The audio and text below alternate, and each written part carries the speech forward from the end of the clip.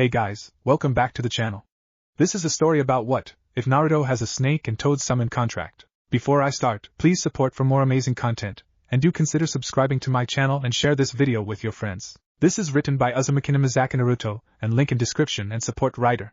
Let's start the video. Training, the start of a new life. Disclaimer, I do not own Naruto. Speaking, thinking, jutsu, tailed beast/god speak. Racing down the dark abysmal streets of Konoha was a small crying blonde-haired boy.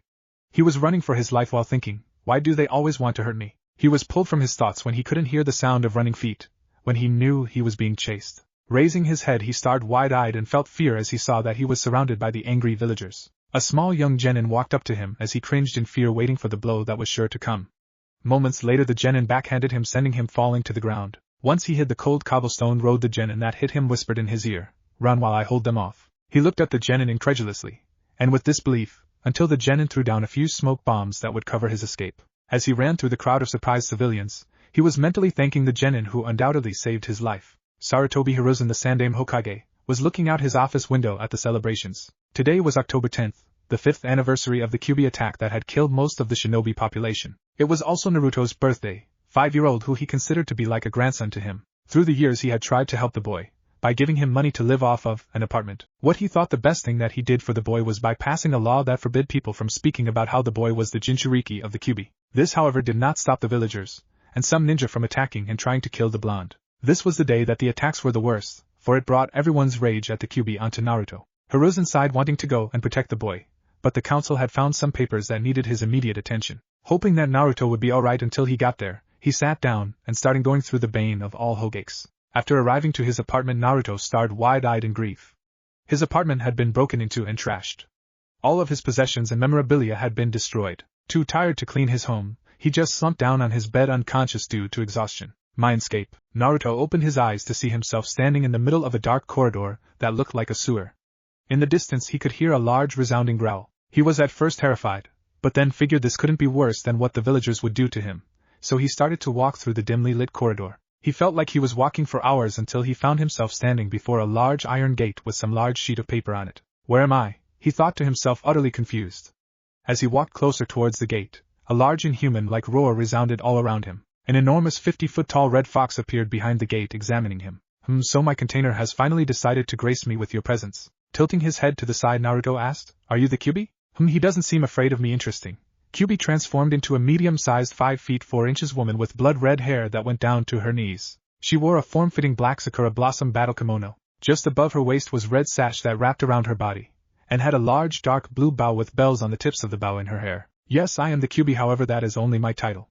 If you gain my interest, I just might grace you with my name. And before you ask, yes, I am a girl. Naruto stood there staring at Kyuubi, until he walked right through the gate and burrowed himself into her chest. Okay, well, why are you here? He sleepily asked into Kyuubi's fur. This child truly is one in a million. No human would dare try to touch me, and yet this small child is nuzzling himself up to me. Kyuubi wrapped one of her 9 tails around the boy to comfort him. Well, I was sealed inside of you, boy. This is the reason why those villagers attack you, because they believe you are me. Of course they aren't far off. That's stupid. I don't know why everyone in the village hates you. You're just a big fluffy fur ball, and you're really nice. Kyuubi was utterly speechless. This boy had just called the god of foxes, queen of all biju, nice and fluffy. Kyu-chan? Are you okay? Naruto asked worriedly. Kyu-chan? Is that what you want to call me? Fine, and I'm fine, Kit. Okay, good, I'm tired, Kyu. How do I go back home? Well, Kit, just imagine yourself back to your body, and you'll leave. Also, I have a request. What is it, Kyu? Well, would you allow me to give you a gift? It would enhance all your senses to the point of a mature Inuzuka. It would also allow me to talk with you while you're still in the real world. Kyuubi said sheepishly. Naruto got into a thinking face while rubbing his chin. Sure, Kyu, I'd like that. But I got to go now. Tomorrow is my first day at the academy. I can finally become a ninja now. Hee alright, Kit. We'll see each other soon. Don't you worry, Kyuubi said as she watched Naruto dematerialize. I'm gonna miss that boy. Reality. Naruto's apartment. Waking up, Naruto walked over to his closet and pulled out his favorite bright orange jumpsuit. Just when a voice in his head screeched, Kami no. I'm blind. Why have I been subjected to this torture? Kyu? Is that you? Naruto said. Kit, where are you? I can't see anything. The sun's too bright. Naruto face-palmed. Kyu, we're inside. But there's a sun right in front of my eyes. Wait, no, it's clothing? Kit, you really need a new outfit. Well, this is the only thing that I can buy.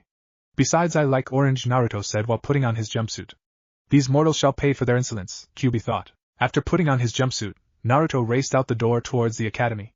As soon as he walked through the door to his classroom, silence fell. The teacher was glaring at him with hatred visible in his eyes. He quietly shuffled to the back of the class, avoiding the hateful glares towards him. This is gonna be a long year. Time skip 9 years. Let it be known the academy is a 3-year learning thing. It was his third attempt at trying to pass the academy. The past 3 years had been unsuccessful because for some reason he just couldn't do the Bushin Jutsu. Every time he could make a clone, but it was discolored, some weird mutant thing that was half dead. This was the day of the graduation exam, and so he decided to try his hardest to pass and finally become a ninja. He got to class early today and sat in the back of the classroom so he could watch everyone come in. The first student to enter was the brooding emo, Uchiha Sasuke. He watched as Sasuke sat in the middle row looking out the window he was sitting next to. Choji Akamichi was the next one to walk in while munching on a bag of chips, followed closely by the laziest guy in Konoha, Shikamaru Nara. The two walked towards the back and waved at him, before Shikamaru fell asleep on his own desk. Next, the sounding of 2 people screaming could be heard, just as 2 girls were trying to get through the door at the same time. He tuned them out, and waited until they had gotten through to see Kiba, Hinata, and Shino walk in. They all started talking for the next few minutes about how they were going to pass this exam with flying colors. Just then Irika and Mizuki-sensei walked in smiling. Irika then said, "Now then, time for the graduation exam, everyone. Come up when I call your name." Shikamaru and Naruto immediately fell asleep when they figured that they wouldn't be called for a while. "Uzumaki-Naruto," Irika called. "Naruto, Naruto, Naruto." "What?" Naruto asked sleepily. "It's your turn, Naruto," said Irika.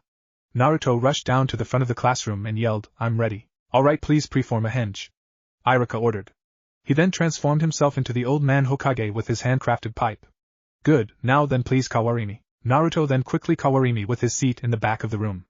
"Alright, switch back now." Naruto then switched back. "Okay Naruto, all you have to do to pass now is to just create a single Bushin." Naruto then molded some of his chakra and shouted Bushin no Jutsu. The result was a single dead-looking clone of himself sprawled across the floor. "I'm sorry Naruto, but I can't pass you.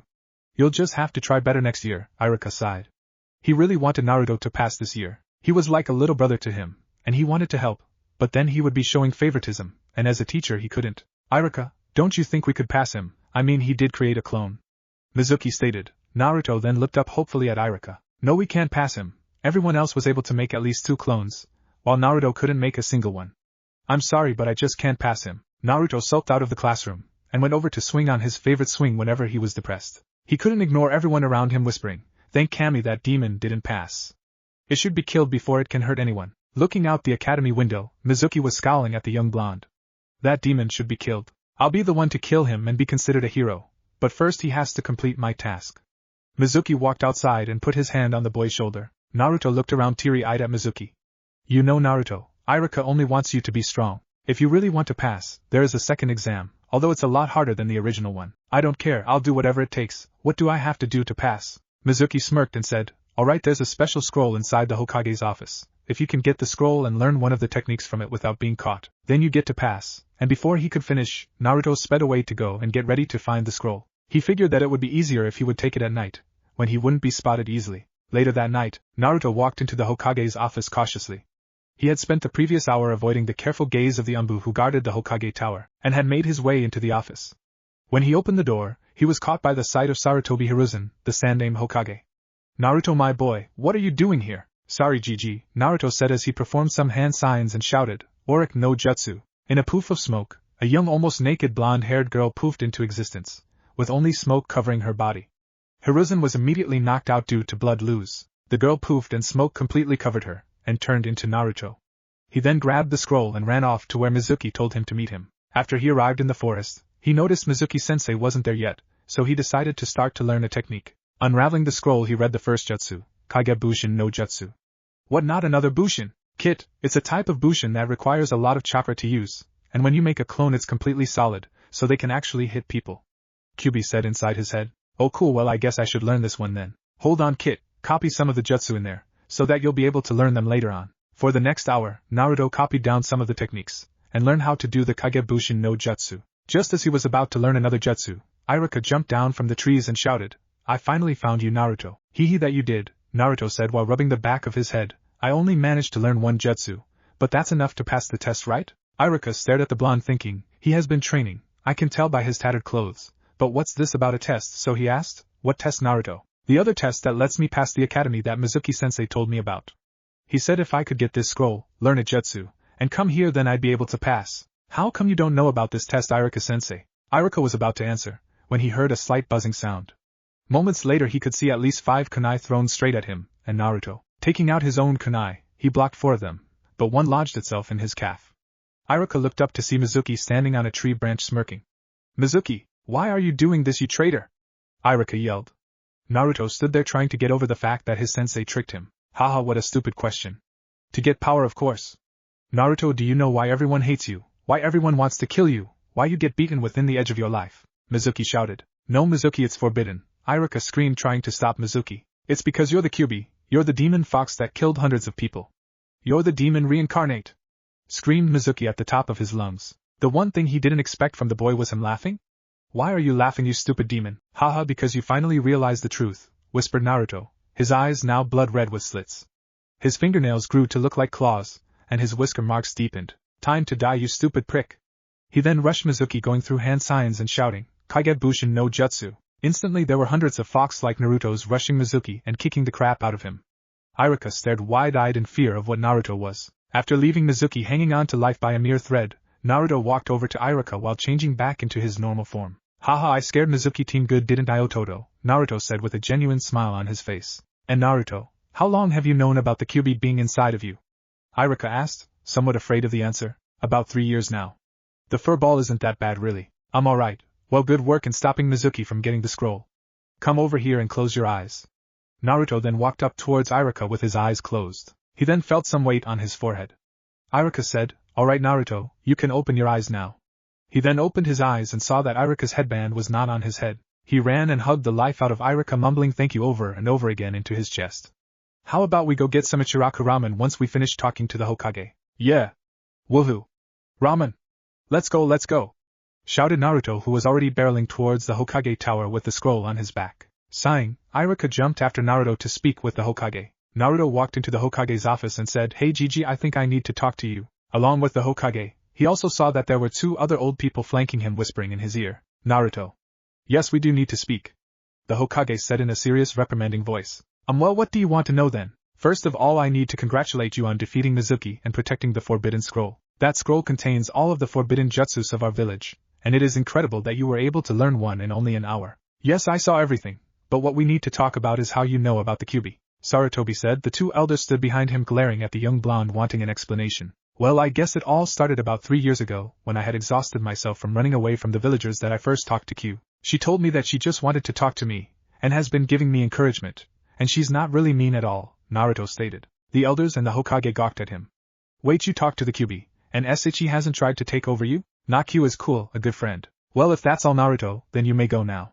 Sarutobi waved Naruto off, and set about trying to reason with the 2 old bats. Naruto, after his talk with the Hokage, he ran off to Ichiraku's to get some ramen with Iruka. He talked with old man Ichiraku and Ayam while shoveling down 8 bowls of miso ramen, of course with Iruka paying. Of course, undoubtedly Iruka was clean out of money, and would have to work extra hours at the academy in order to cover this little feast. Hey Naruto, Iruka started, now that you're a genin, you're going to be placed on a genin team with some of your other classmates. But that won't be for another week in which you can do whatever you want. Well, that just means a week of training for me.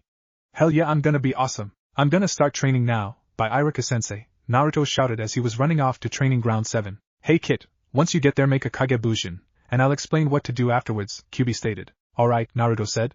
He arrived at the training grounds about 5 minutes later, and created a Kage Bushin like Q told him to do. The clone started to sizzle, and began to take fox-like qualities, and finally transformed into a blood-red fox kit. He stared at the little fox and mumbled, Q? In the flesh kit, Q said with a smirk on her fox face. Alright. So what do you want me to do now? Naruto asked. Okay, make 200 clones, and have them sit at the side while I tell you what to do. Q said and watched Naruto make the clones. Okay, now what you're going to do is try to walk up the tree. It's easier if you go by using a running start. As soon as you start to get the hang of it, let your clones master it, and then I'll show you a taijutsu style. For the next hour the Kyuubi clones sparred and taught Naruto the taijutsu form, and how to effectively use it, while the other clones were working on the tree climbing exercise. 1 week later, Naruto was sweating bullets by now.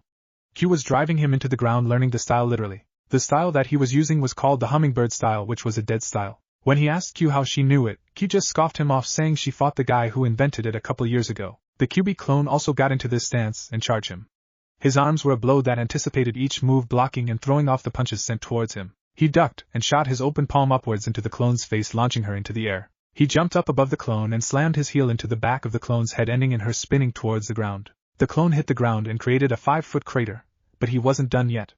As soon as he landed on the ground, he dashed towards the crater and threw his fist towards Q. Q caught the fist with an open palm.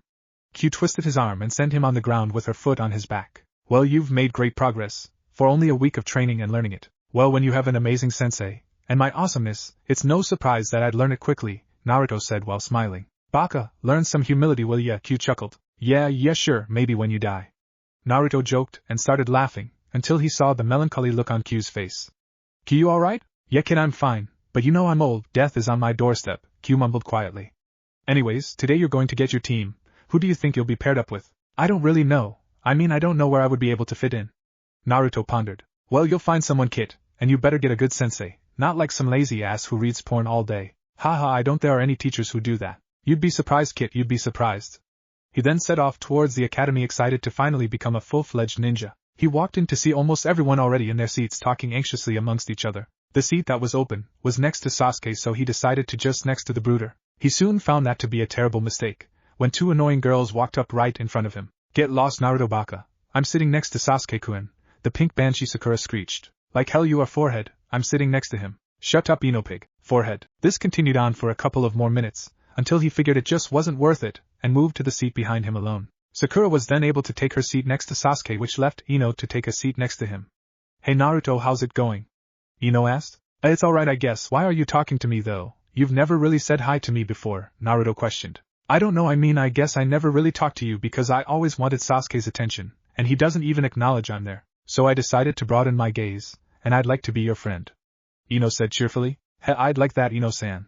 So what do you think about finally becoming a kunoichi? I don't know if I'm really able to become one. I only really joined because I wanted to be with Sasuke, Ino gloomily said. Why did you want to become a ninja? Well, before it was just because I wanted people to acknowledge me so they couldn't ignore me anymore, Naruto began as Ino had a confused look on her face. I'm an orphan, so nobody really paid attention to me, but now I want to become a ninja so that I can protect my precious people and my friends.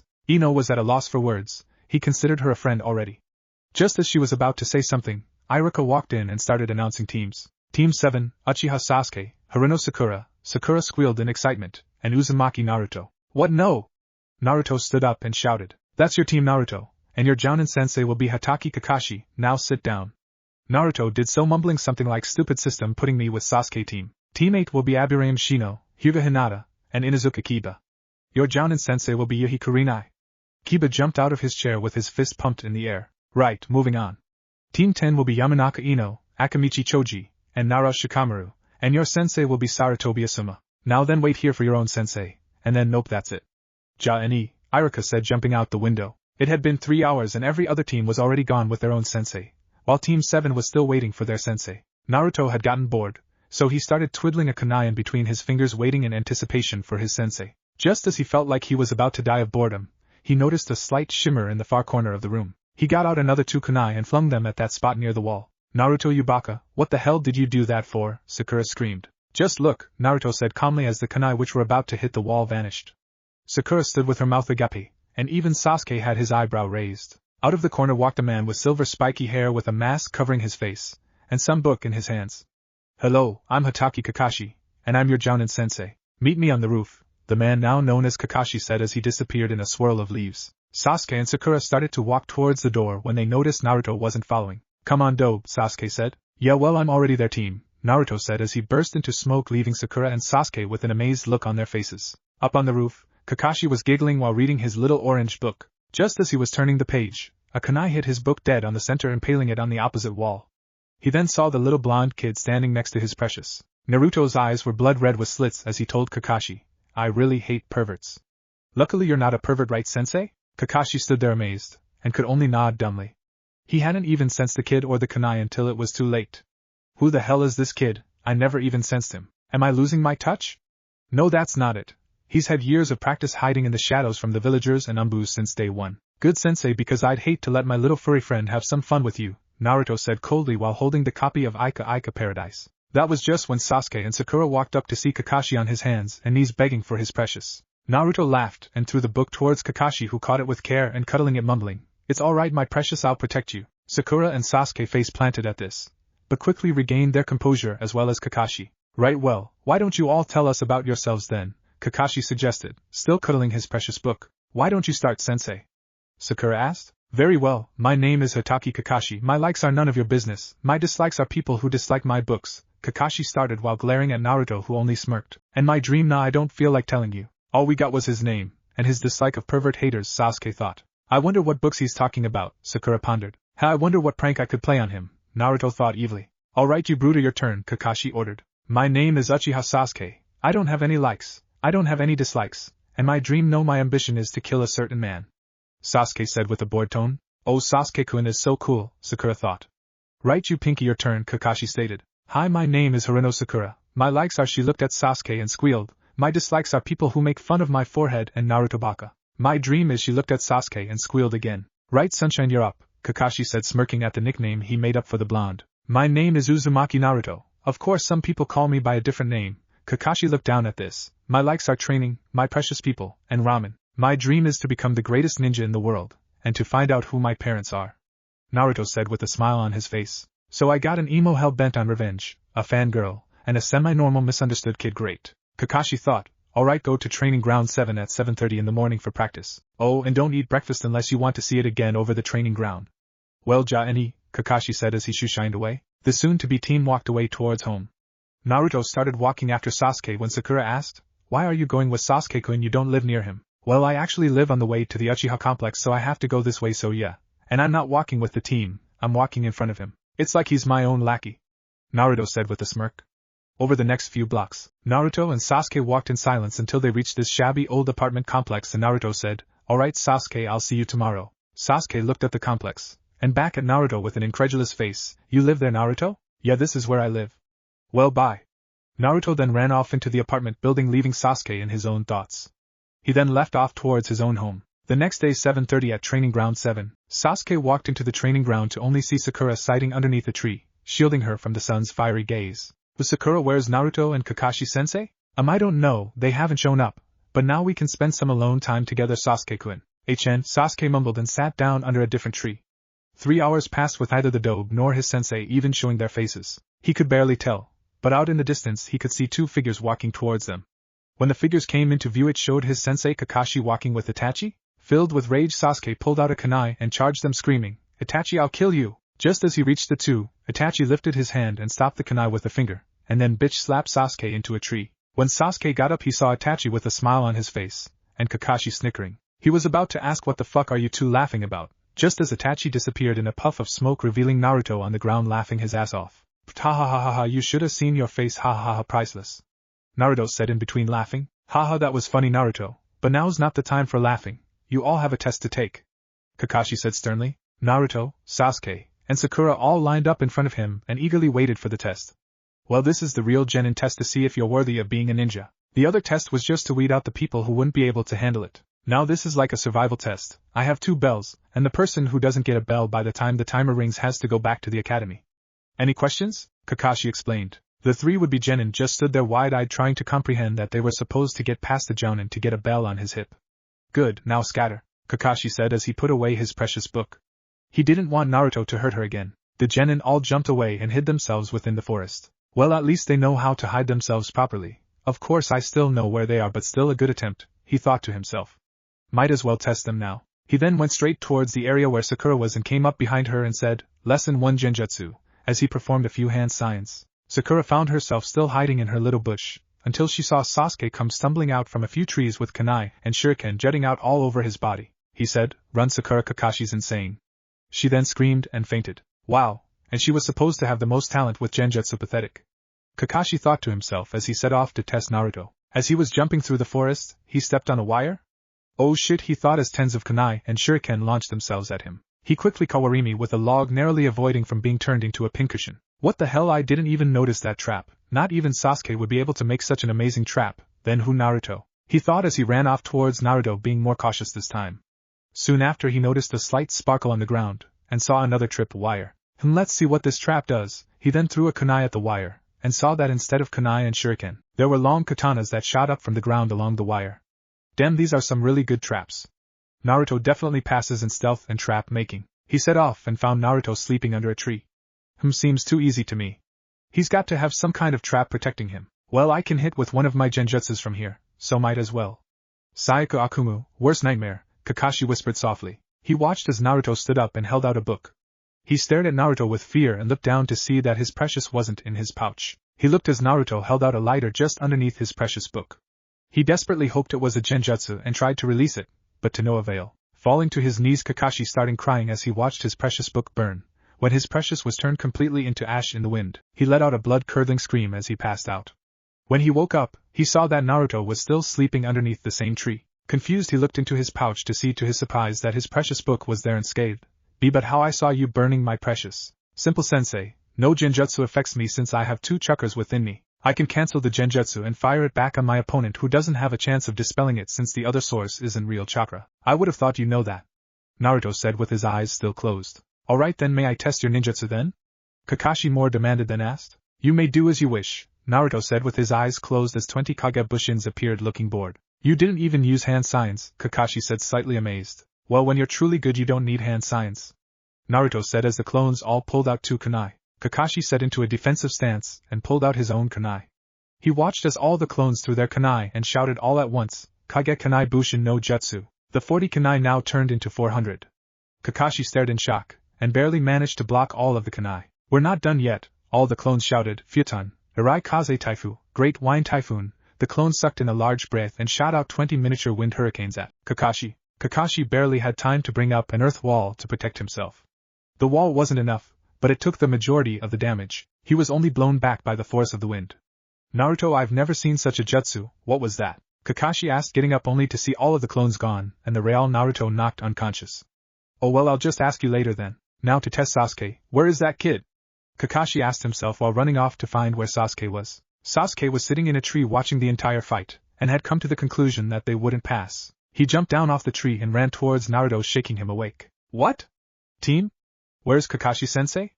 Naruto asked, finally coming to. Kakashi-sensei went off to look for me, I think. Anyways, why I'm here is because I don't think I'd be able to take a bell by myself after what I saw you and Kakashi doing, Sasuke began. And you want to work together to get a bell. I have no problem with that.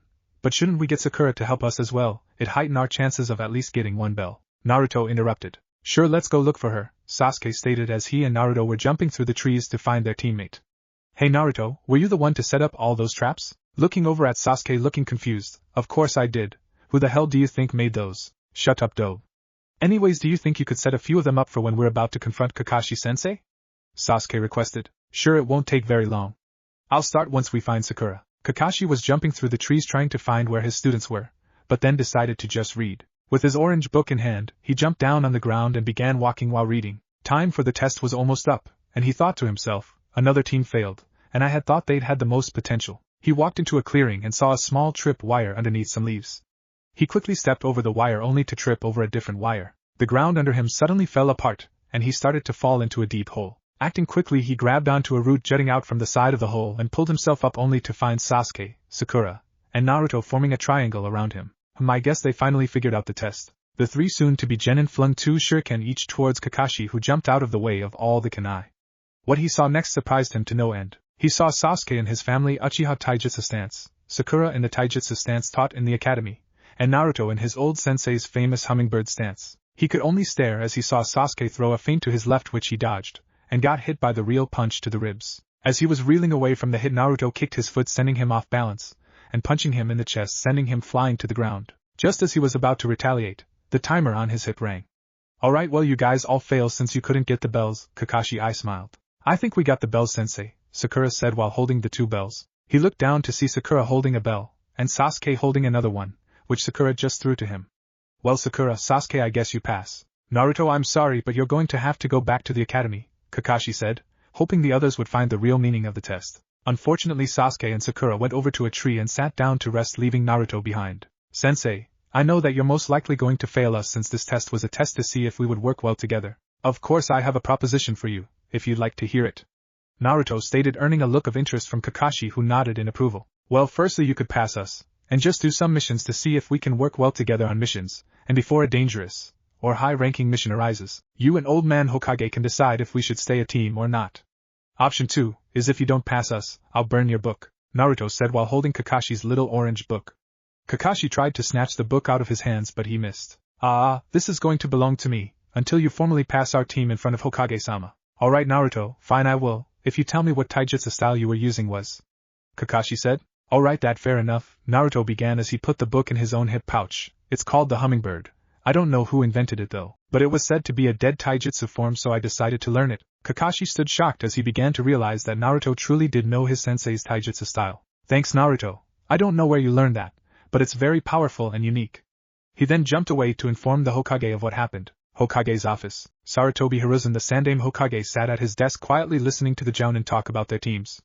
Asuma was the first one to speak. Team 10, of Yamanaka Ino, Nara Shikamaru, and Akamichi Choji passed. They showed great teamwork, and Shikamaru is a genius when it comes to strategy. A bit lazy but that's to be expected from a Nara. Everyone in the room all laughed at that, and off at the Nara compound Shikaka sneezed and mumbled, troublesome. Right thank you, next, the Hokage said wiping a tear from his eye. Team 2 passed, Team 3 failed, Team 4 failed, Team 5 passed, Team 6 passed, Team 8 passed. Kakashi then walked in at this time and said casually, Am I late Hokage-sama? Actually no Kakashi, you're right on time. Oh well, you see there was this black cat and wait, I'm on time? Really? I mean right, of course I am. Oh, and Team 7 passed with flying colors. But Hokage-sama, we need to talk about what Naruto said. As soon as he said Naruto, most of the Jounin scowled, their hatred for the blonde clearly evident on their faces. The rest of the people looked astounded at Kakashi, who actually passed the team. Seeing their faces, Kakashi said, Well, I'm not that bad. Yeah you are, and what happened to your book? One of the Jounins asked. Kakashi stood there. I smiled and said, It's having some repairs. The Hokage sighed, Right. Well, all of you are dismissed except for Kakashi. All of the other Jounin then left the room, some through the door, and others through the window, and even some shushined out. Right now Kakashi, I presume you wish to talk about our blonde's tenant? Yes, well it appears it negates the effects of genjutsu, and allows him to send the genjutsu right back at his enemies, but using Yuki instead. So basically Naruto is most likely the greatest genjutsu user in the world. Kakashi began. They don't work as a team, however, and don't get along well at all. But Naruto suggested that I should give them a chance to grow on each other, and I accepted that idea since I'm the best to teach Sasuke, and to supervise over Naruto and his tenant. Very well Kakashi, from now on Team 7 will be active and ready for duty. Dismissed. Naruto will be 1 year older than Team 7, he graduated at the age of 14, while everyone else graduated at 13. Well, enjoyed the chapter. 3 weeks after Team 7 gained active duty, within the shadows of a nearby building a lone figure crouched down holding his hand to the base of his neck. This is Fox. I see the target request to engage. Fox, this is Scarecrow. I hate my name. Anyway, do not engage until the others are in position. Do you have the right target? Scarecrow asked through the communicator. Pink bow on the left ear, pure demonic qualities evident. Yeah, I got the right target. Fox spat out. Raven is in position, Raven said in a dark, clearly bored tone. Cherry Blossom is ready, Cherry said with pride. Alright team, move. Scarecrow said as Fox, Raven and Cherry Blossom emerged from the shadows and darted towards a small figure that quickly ran away. Fox dashed after the furry demon and jumped it, capturing it in his arms. The demonic cat screeched in defiance, and desperately tried to claw its way out the arms of its captor, but to no avail. Hey team, catch, Naruto, Fox said as he threw the enraged cat into Sasuke's arms. The cat immediately began to claw and scratch him. Chuckling, Naruto strolled off with Kakashi towards the Hokage tower to gain their mission payment. Inside the light-filled office room, the Hokage in his old age sat at his desk reading over the bane of all Hokage. Paperwork. Sighing to himself, he looked up to see that Team 7 was standing in front of him with an enraged kitty cat. Well, good job on your mission, here's your payment. Would you like another mission? The old Hokage asked drearily. Yes sir, what is available? Kakashi asked. Well, you can walk the Inazaka dogs, paint Miss Maud's fence, Sarutobi began as the cat clawed itself of harm and sprinted away. Or you could catch Tora again. No! All heads turned to Sasuke, who had blatantly disrespected the Hokage by interrupting him. I do agree that we are ready for a higher mission. Sure, all of these D ranks are good for us to build up our teamwork, but we've been doing them for weeks now, Naruto stated respectfully. Well, Kakashi, do you believe they are ready for a C rank mission? The Hokage asked. I believe they are ready for a C rank mission. Besides, if anything goes awry I should be enough to handle it. Kakashi stated proudly. Fine. I have a C rank escort mission that I had planned on giving to a few Chunin, but I guess I'll just give it to you. Sarah, would you please send in the client? Sarutobi shouted out to his assistant. Moment later, a man wearing a large straw hat and had bottle of sake in his hands already half empty. These are the ninja that are supposed to protect me? They're just kids, and one looks like he's half dead. The client spluttered out in between drinking his sake. They are very qualified ninja, and they should be enough to protect you, Sarutobi stated, slightly annoyed. Just then 2 kunai flew at the bridge builder, one nailing his hat to the wall, and the other one destroying the bottle of sake in his hand. Damn. Naruto mumbled, I missed. Tazuna stood quivering in fear as he looked at the small, insane blonde boy. Well, let's go, I guess. Meet me at the gate in 15 minutes. By then you all should be ready to go. Kakashi stated as he disappeared in a swirl of leaves. With a smile on his face, Naruto said, later guys, as he disappeared in a small fiery tornado. The remaining people all gaped at the spot where Naruto last stood, all thinking, holy shit, that could have killed me. Tazuna thought. Hee, you keep surprising me, Naruto, Sarutobi thought. How does the dobe know that? I'll make him show me how to do that. Sasuke thought with a smirk as he then walked away. Sakura just followed Sasuke like a lost puppy. 1 hour into the mission to Wave, while they were walking down the dusty dirt road to Wave, Naruto was having a conversation with Kyubi. So what's your favorite color? Red. Okay, what do you like to do? Kill things. Naruto facepalmed. Can you talk with more than 2 words? Kyubi thought for a moment before answering. Yes, I can. Whoa, 4 words, yeah. Shut up, Kit, I'm going to sleep. Kyubi muttered before she cut the mental link. Kyubi, no. Get back here, don't leave me with this people. Kyubi. Naruto cried fake anime tears, and mumbled, stupid fox. Kakashi unfortunately heard this and looked up from his book. What was that, Naruto? Sasuke and Sakura, both being bored, looked over at Naruto waiting for an answer. Nothing, sensei, just bored, that's all. Naruto said cheerfully. He then noticed that up ahead there was a small puddle of water. What the hell? It hasn't rained here in days. How could there be a puddle of water? He looked over at Kakashi with a questioning look, but Kakashi simply nodded and continued walking. Seconds later, 2 figures jumped up out of the water with a chain between them. They wrapped the chain around Kakashi and yanked, ripping him to pieces. 1 down, the one on the left said. 4 to go, the one on the right said as they charged Naruto and Sasuke. Naruto somersaulted underneath the chain and stabbed both of the men in the side with kunai. The 2 enemies stumbled in pain. He shouted Doton second no jutsu. 2 large stone coffins then formed around the 2 Nuknin, subduing them. While this was happening, Sasuke and Sakura were just frozen in place. What do we do now? Sensei's dead. Sakura said with a hint of fear and worry. Why don't you ask him yourself? Naruto calmly stated as he pointed off towards a tree. Kakashi jumped down from the tree reading his porn and stated, Yo, HN, Sasuke mumbled. He was furious. Naruto had been able to take down 2 enemy ninja by himself and had been able to capture them, not kill them, which took more skill. You will teach me those techniques, Dobe. With that power I'll finally be able to kill him, those idiots. I knew I should have handled him myself. A man said. He was a tall, muscular man with pale skin, short black hair, brown eyes, and short if not non-existent eyebrows. The door burst open and a midget with 2 guards walked in scowling. I hired you to kill that man, and what do I get you failing me? The short midget yelled out. Well, I'll get the job done, for this time I'm going myself. Those Konohanin won't last a minute with Zabuza, the demon of the mist. Zabuza growled out, thrusting his sword Kubikura Bocho at Gato, letting the steel tip rest under his neck. Gato gulped in fear and whimpered out. Just don't fail me again, or else I might seek out other employees. Zabuza watched as Gato walked out of the room with disgust. He set off towards his own room to plan his attack to earn his money. When this is all over, I'll kill that bastard. Waking up, he found himself lying in a bed. He saw that Sasuke and Kakashi were also asleep in their own beds as well. He got up and put on his usual orange jumpsuit, and went downstairs. When he got downstairs he was met with a small breakfast which he gratefully accepted. What do you think about the food, Naruto-san? Tsunami said. Tsunami, you know I'm not for honorifics. Just Naruto is fine. She just smiled and returned back to making breakfast for the other.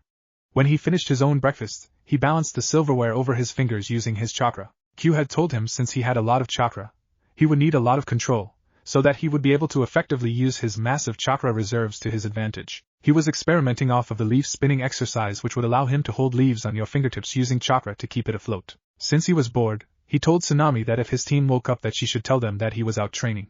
Out in the deep woods, Naruto made 200 clones. Alright, I want 50 of you to practice tree walking while balancing leaves on your fingertips. Naruto shouted at the clones. The 50 clones then went off to the trees. I want another 50 to start working on water walking since Q said it would be a good idea. The rest of you go practice on Kaze Taifu until you lose all of your chakra. Hey Kit. Come in the seal, I need to tell you a few things. QB stated with remorse and fear. Sure thing, I'll be right there, Naruto thought as he went and slouched down under a tree and closed his eyes. When he reopened his eyes he found himself inside the normal room in his mind. What didn't seem right was that Q didn't have her usual 9 tails. She had 7. Q, why do you have 7 tails? Look at yourself, Kit, and you'll find the answer. He looked behind him and to his amazement he saw 3 swishing golden tails. What's going on, Q? Well, to be blunt, I'm dying.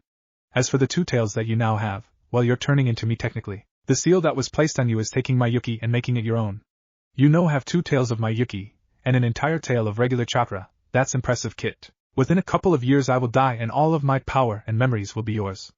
Q summed it up with a fake smile on her face. Well then I'll just set you free, Naruto stated with confidence, and then ripped off the seal entirely. As soon as he did so he was in pain, and he barely heard Q scream out, "No." The pain suddenly subsided as he stared into the face of a tall blonde-haired man. "Yandere Hokage," Q growled in annoyance. The blonde-haired man just smiled back and said, "QB, although I had no wish to see you again, I must thank you. Now I can see my son." He then reached out towards the cage that was slowly breaking apart, and resurrected the seal. Looking down he saw Naruto standing in rage. He was about to ask why he was mad when Naruto shouted, "Why did you do that? I'm trying to help you, and you just remake that stupid seal." Naruto then rushed back to tear off the seal again. Just as he was about to reach the seal, he felt a tail wrap around him and take him away from the seal. Minato Namikaze, the Yandere Hokage, looked at the QB in shock. "Why are you stopping me, Q? Don't you want to be free?" Naruto asked with tears in his eyes. "Yes kid, I would love to be free, but not this way. If that seal comes off you'll die. Besides I've already accepted the fact that I'm going to die, and besides I'll never leave, I'll always be a part of you, remember," Q said as she put Naruto back on the ground next to Minato. "I think your Yandere would like to have a few words with you, so I'll talk to you in a little while, Naruto." As Q left, Naruto turned his head to look over at the Yandere. He noticed his flowing blonde hair with cerulean blue eyes. "Naruto," Yandere began, "I am your dad." Real world. Sasuke woke up inside his room to find himself alone. He got dressed and then walked downstairs to see Kakashi and Sakura already eating breakfast. He noticed that Naruto wasn't amongst them and asked, "Where's the dobe?" Sakura immediately brightened up and said, "He's out training or something." Kakashi sat there reading his book and just nodded in agreement. "Train me," Sasuke told Kakashi. Sighing, Kakashi said, "We were actually going to go meet up with Naruto out in the woods to train, so when you finish eating we'll go." Mindscape. Naruto stared at the man. "Know his father, why?" he asked. Minato looked down at that moment and said, "It's because you're my son. I couldn't make another family give up their child when I had you. I knew that you would be strong, and be able to control the QB, and I believe in you." Naruto looked up at his face and tackled him to the ground crying, "Ota-san," over and over. For the next few minutes neither moved until Minato spoke. "Naruto, I have a request." Through teary eyes Naruto asked, "What is it?" "I would like to take over your body for a few minutes to talk to your sensei. In the meantime you can talk with Q-san." Naruto nodded and went off to find Q. "I will make you pay Kakashi," Minato thought as he disappeared into the real world. Real world with Team 7. Sasuke finished eating breakfast, and they were all on their way to find where Naruto was. Kakashi was reading his book, when suddenly his usual porn was ripped out of his hands and felt cold steel upon his neck. "You know I should kill you right now, but first we're going to talk, Kakashi," the stranger stated coldly. Sasuke and Sakura immediately turned around, both with kunai in their hands. "Jen and Ha, not much of a threat, of course isn't there supposed to be a third one?" The stranger again spoke. "Let sensei go," Sakura stated confidently, although inside she was shaking in fear. "I don't think I will. Besides I think he would like to know what happened to his little fury friend." Kakashi's eyes widened to their absolute limits, and asked, "What have you done with him?" Sakura and Sasuke just looked on in interest since they didn't know who the two were talking about. "Oh, I have done nothing to my son, although I need someone to take my anger out with, and what could be better than my son's sensei?" the man said as he and Kakashi disappeared in a swirl of leaves, leaving Sakura and Sasuke alone together. With Kakashi, "I never knew Naruto's father," Kakashi stated with malice. "Well, you see, I believe you should look at who I am to find out who he father is." As the man said this he released the kunai from Kakashi's neck and stepped away. "Big mistake, now it's my turn," Kakashi stated with a sadistic grin. Just as he was preparing a jutsu, he caught a sight at the man's face. "Minato-sensei. Well, it took you long enough, Kakashi. Now tell me why my son was alone in the woods, and extremely malnourished?" Minato scolded. "I did everything I could, sensei, but I couldn't be there every time with the mission I had to go on," Kakashi started. "I don't care, Kakashi, but know this, Naruto is my son, and should anything happen to him on your watch, I will kill you in the most painful way possible," Minato stated, when a cloud of smoke covered his body, and the body of Naruto lay on the ground unconscious. "Holy shit, I'm fucked." Kakashi though, as he picked up Naruto and went off to find the others. Sasuke and Sakura, "Where the hell is sensei and the dobe?" Sasuke thought as he looked over at Sakura and shivered. More importantly, why did they leave me her? He looked around, and decided he'd just rest his eyes until they arrived. He quickly fell asleep for what seemed like 5 minutes, until he awoke due to someone snickering. "What the hell are you doing?" Sasuke asked as he looked to see Naruto and Kakashi holding up their cameras. "Why do you have cameras?" Naruto pointed down next to him, and to his horror he saw Sakura asleep cuddling next to him. In shock he threw her off of him and scrambled back a few feet. "Right now that the love fest is over," Kakashi began as he and Naruto chuckled, "we can begin your training."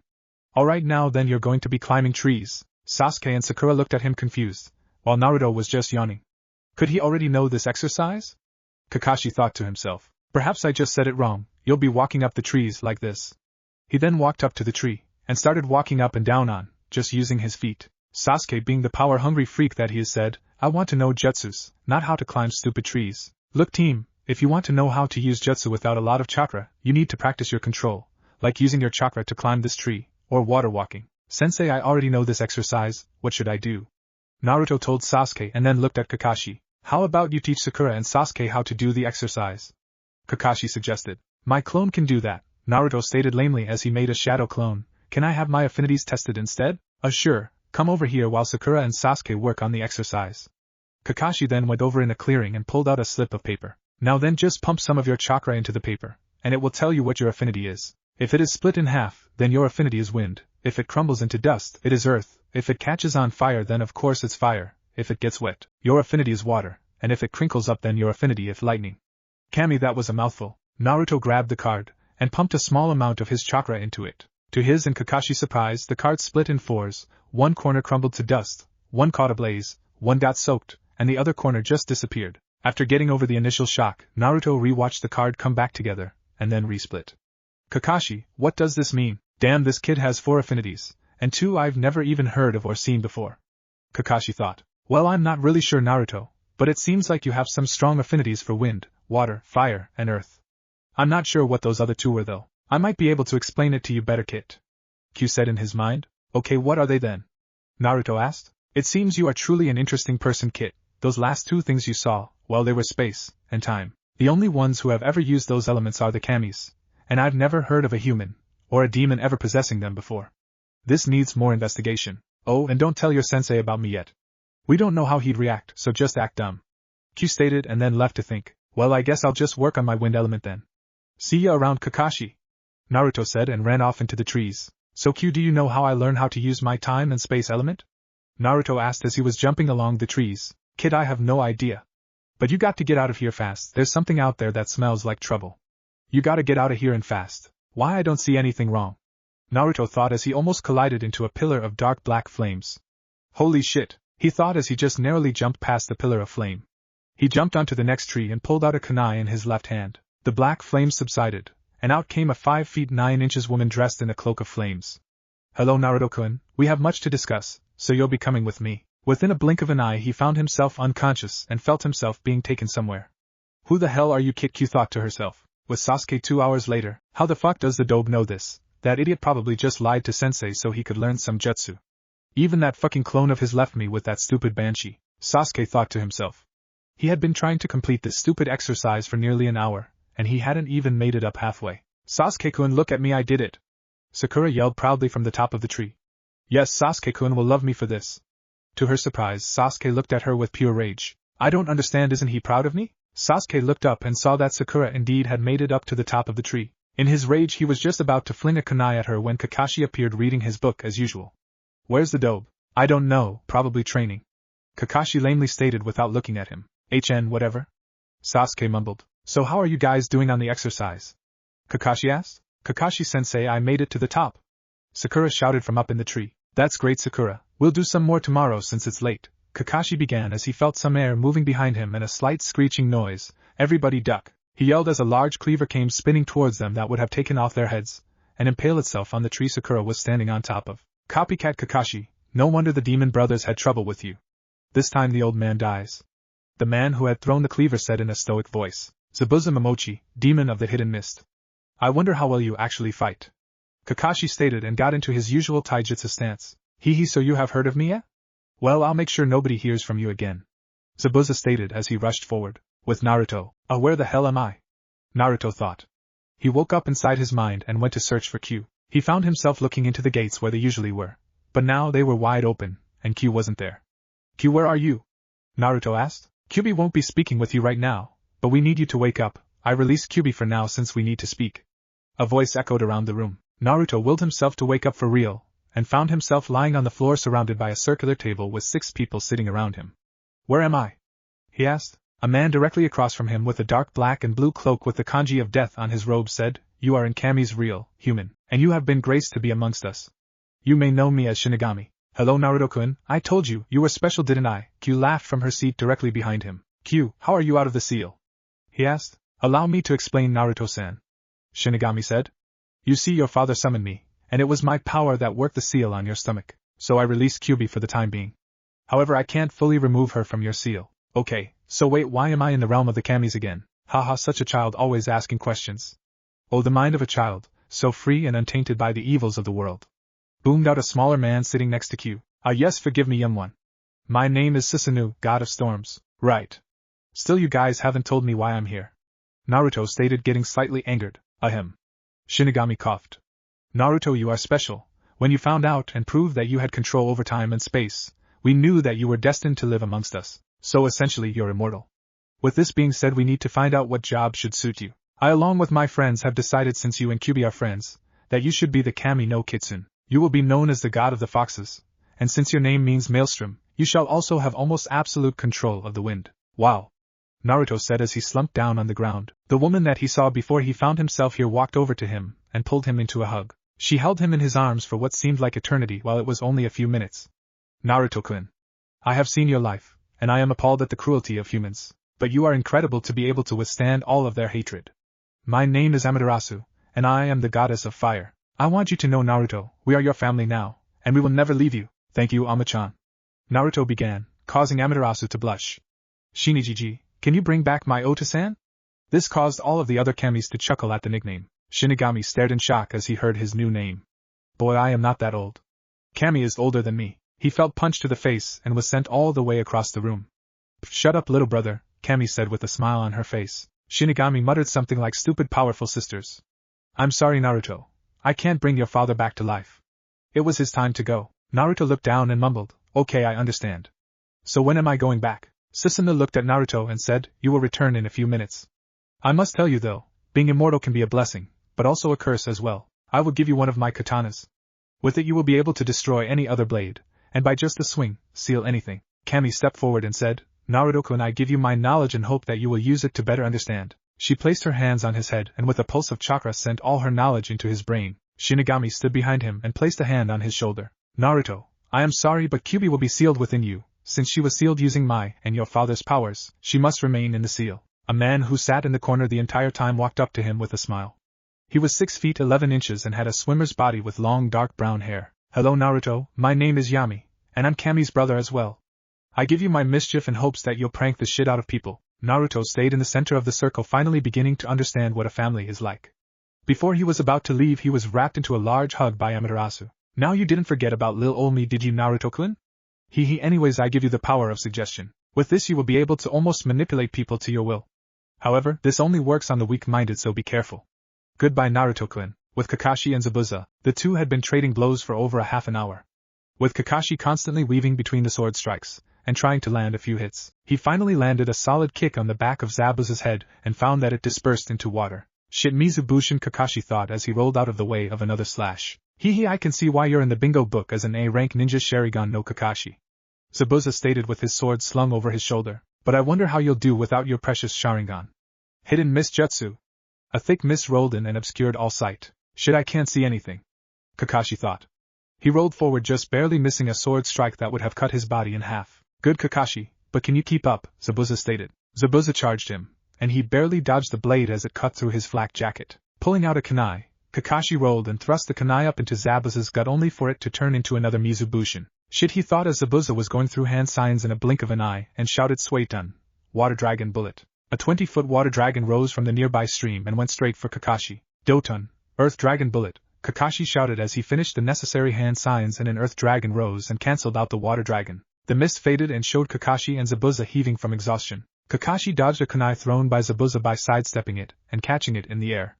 Zabuza's face was filled with pure rage as he tried to kill Kakashi, but every time he would strike out, Kakashi would just cancel out his own attack. It was infuriating. The short, spiky-haired man rushed Kakashi and slashed his sword down, cutting a large gash into his back. Just as he thought he had won, a kunai impaled itself into his gut. He stumbled back a few feet, and then everything turned black as he lost consciousness. As Kakashi limped over to Zabuza's body, 2 Saban needles pierced Zabuza's neck.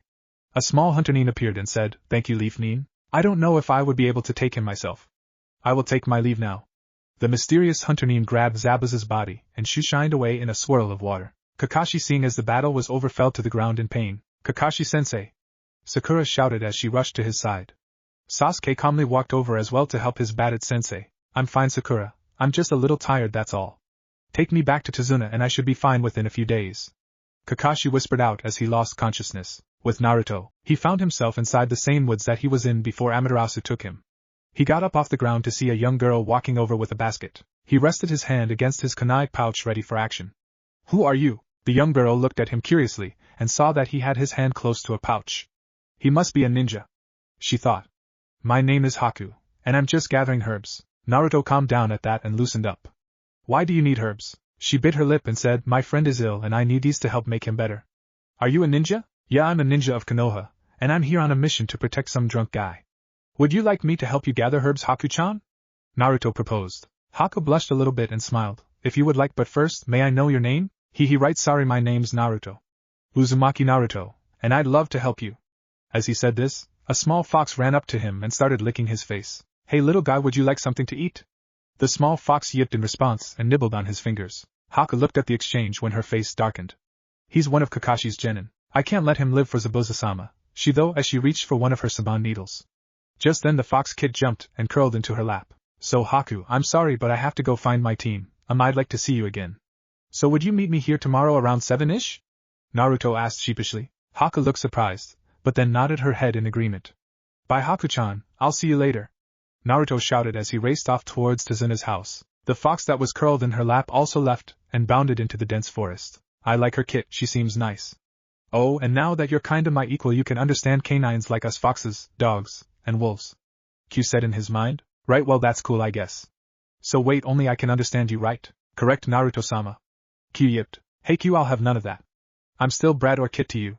Or you could call me your liege, Naruto chuckled. Q smacked him across the head with one of her tails. Shut up Kit, you're immortal now, you can't do that stuff anymore. Au contraire, I am immortal now, so I can do whatever the fuck I want. Naruto bellowed as he increased his speed. One day Kit.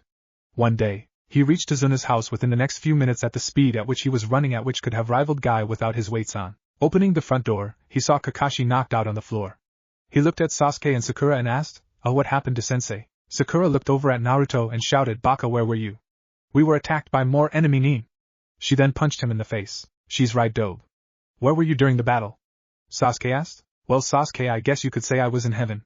Naruto chuckled as Q jumped on his head and curled up in his hair. Kakashi woke up and saw that he was surrounded by his team. So how are you guys? Kakashi, you do know that you just got your ass handed to you, right? Naruto stated rather bluntly. Yeah, well, whatever, Naruto. Now then, we're going to be doing some serious training. I don't believe that Zabuza's dead, since Hunter Nin usually cut off the head of their victim and burn the body immediately on the spot. Kakashi said as he started to sit up. CH, it's about time you taught me some jutsu. Sasuke said. I'm not just teaching you, Sasuke, I'm teaching all of you. Kakashi told Sasuke, who just shrugged. By the end of the week we're most likely going to be fighting Zabuza again, so I'm going to prepare you guys starting now. It was the end of the week, and Team 7 was standing on the bridge Tazuna was building. Across from them was Zabuza and his fake Hunter Nin. Zabuza said to his Hunter Nin, Haku, I'll take care of Kakashi. You killed the genin. Haku looked over at the genin and found her friend. Naruto-kun, I'm sorry for this but I have to. Haku thought as a tear ran down her face. The past week was the best week of her life. She would meet Naruto every day and they would talk for hours on end. Flashback. Haku was sitting against Naruto's chest sighing into him. Are you alright, Haku-chan? Naruto asked as he was running his fingers through her hair. I'm fine, Naruto-kun, just a little tired, she said as she turned around and buried her face in his chest. Naruto lifted up her chin and said, Haku-chan, it's alright, you can tell me. I love you. He then kissed her cherry lips. Haku was in heaven. I love you to Naruto-kun, and that's only making this harder. She cried into his chest. What do you mean? Naruto asked her. I'm supposed to stop you and your sensei with Zabuza-sama. We're attacking the bridge builder tomorrow and I don't want to hurt you. She cried harder into his chest. Hey SHHH, it's alright Haku. I'll just have to stop you guys. I can't let Tazuna die. He has to set way free from Gato. Tomorrow we aren't friends. We're enemies, but for now we aren't. Naruto said as he held her in his arms. And flashback. Of course, Zabuza-sama. I will take care of them. Haku said. Alright, you three. Sakura, you stay and protect Tazuna while Sasuke and Naruto, you guys take on the Hunter Nin. I will take on Zabuza by myself. Kakashi said. Zabuza shouted, shall we get this started at Kakashi? Zabuza charged forward intent on killing Kakashi. Haku vs Sasuke Naruto. Sasuke ran forward and tried to punch Haku, but she sidestepped the punch and kicked him square in the chest. Naruto ran forward with a kunai and slashed down towards her chest. She evaded and grabbed his hand, flicking him away. Sasuke shouted, Katan, fireball jutsu. Out of his mouth came a large fireball that left singe marks across the ground barreling towards Haku. Suetun, water wall, Haku shouted as water from the side of the bridge formed a wall around her. Naruto burst through the wall and struck her in the face, breaking the mask that concealed her face. Following from the punch, Sasuke kicked her in the back, sending her flying into another fist in the stomach from Naruto. I'm sorry, Naruto-kun, Haku started. Demonic ice mirrors. Water came and formed a dome around her, Naruto and Sasuke, that then turned into ice mirrors. She stepped into one of the mirrors, and they were now surrounded by tens of Hakus. Shit, this is bad, Naruto thought as a hail of Saban crashed into him. Oh, Naruto screamed in pain. Naruto! Sasuke shouted. Why can't I do anything? Fuck. Another hail of Saban fired from everywhere, most of which he narrowly dodged, while some still hit him. When the next Saban shower came, he saw them coming in slow motion. He quickly dodged and blocked them all. Everything's so clear now, what's going on? Sasuke thought as he looked into one of the mirrors and saw that he had unlocked his Sharingan. Yes, now I'm invincible. He can see my movements? How? That shouldn't be possible. Haku thought as she threw more Saban. Sasuke again dodged them all with ease. I'm sorry, Naruto, but I must complete my mission. Haku thought to herself as she threw even more Saban. Sasuke was about to dodge again until he saw the Saban were headed to kill Naruto. Shit, stupid dope can't even fight, Sasuke thought as his body moved by itself and took the Saban in his back, protecting Naruto. Naruto stared up in shock at Sasuke and shouted, Why did you save me? I never asked for your help. Sasuke coughed up blood and stated, My body moved on its own accord. Naruto, as my only request, avenge my clan by killing my brother. No, I won't, you're going to do it yourself and live. I won't let you die. Naruto shouted at his friend, who was now closing his eyes. Was this your first time seeing a friend die? He died like a shinobi, an honorable death. Haku began. Shut up, just shut up. Naruto shouted in rage as a huge pillar of golden chakra erupted from his body, shattered all of the mirrors, and blasted Haku away. The wind started burning and formed a tornado around his body. He shot out his fist in the direction of where Haku was and a blast of wind swept her off her feet. Kakashi vs. Zabuza. What the hell is that golden chakra? Kakashi thought. I know it's not your thing, Zabuza, but how about we finish this in one go? Ha! If you think you can, then take your best shot, Hatake. Zabuza laughed out as he lifted his sword ready for an attack. Kakashi went through some hand signs and shouted out Chidori. 1,000 birds. Lightning chakra cover his right arm, and he charged forward intent on ending Zabuza's life. Haku saw Zabuza was in danger and rushed to save him. Instead of impaling Zabuza with his Chidori, Kakashi found his hand sticking through a young girl. Kakashi immediately withdrew his arm in shock at who he had just killed. Naruto watched horrified as Haku sacrificed her life for Zabuza and rushed over to her. Haku-chan! Naruto cried out as he held her body, crying. Zabuza stared at Haku's lifeless body. The girl who he thought of as a daughter had just saved him at the cost of her own life. He was shaking in rage and shock. Ah, that's too bad, the bitch is dead. I was going to have fun with her after I had killed you, Zabuza, Gato said with around 200 bandits standing behind him with scythes, katanas, and pikes. Zabuza growled out, What do you mean, Gato? Oh, it's quite simple, really. After you killed the bridge builder, I was going to have you killed by my bandits, and then give that bitch of yours to them as payment, Gato said, smirking. Kill them all. You will never harm a soul again. Naruto shouted as the golden chakra pulsed through his body and knocked everyone off their feet. Before anyone knew, Naruto was upon all of the bandits, slashing through them in seconds. After a minute of cutting, Gato was the only one standing. Mercy, Gato pleaded. I'm all out of mercy.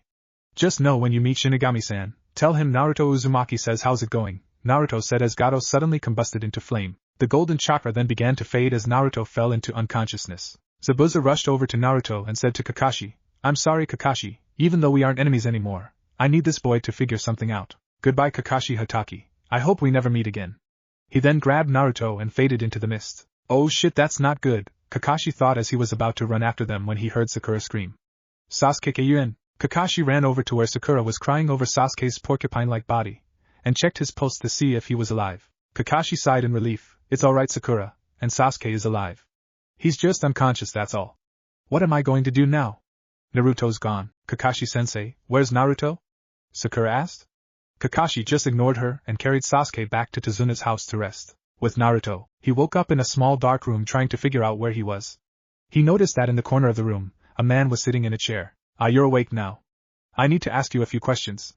The man said, Is your last name Uzumaki? Naruto looked at him confused and said, Yes, but why do you need to know? He was then wrapped into a bone-crushing hug. Why are you hugging me? Because kid, my name is Zabuza Momochi Uzumaki.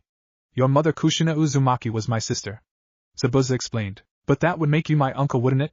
Naruto questioned. Yeah kid, you're my nephew, the only family I have left now that Haku's dead. Zabuza looked down at that, with a lone tear running down his face. Anyways kid, I'd like to teach you to be a swordsman, hopefully I'll be able to get you your own sword. Sorry to disappoint, but I already have a katana, all I need is a teacher to know how to use it, Naruto said as he pulled out a lovely cerulean blue katana that matched his own eyes. I've never seen a sword like that, where did you get it?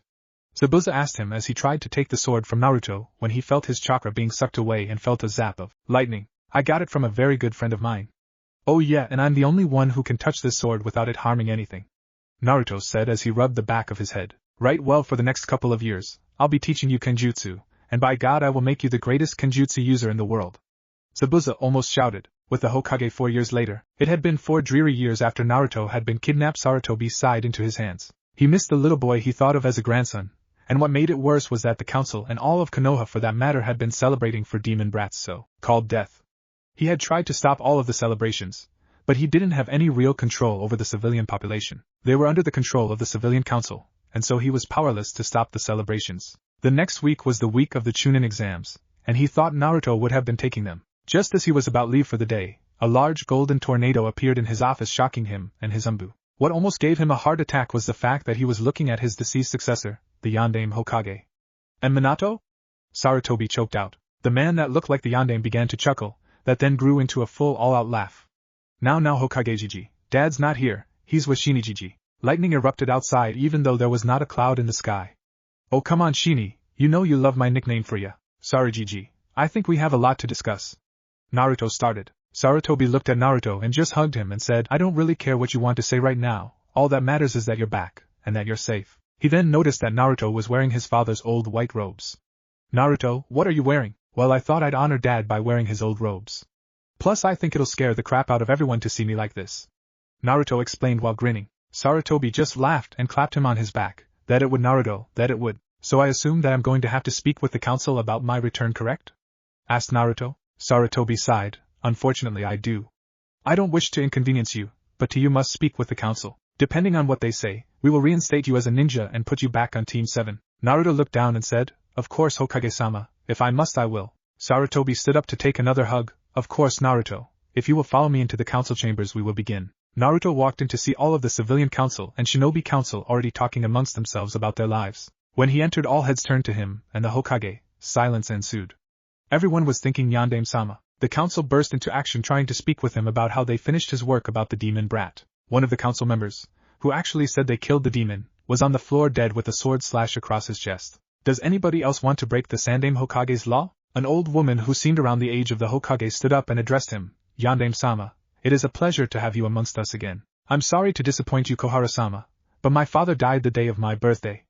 Naruto replied solemnly. Kohara stepped back in shock and whispered, I never knew the Yondaime had a son. Naruto addressed everyone present. Well, it is the truth.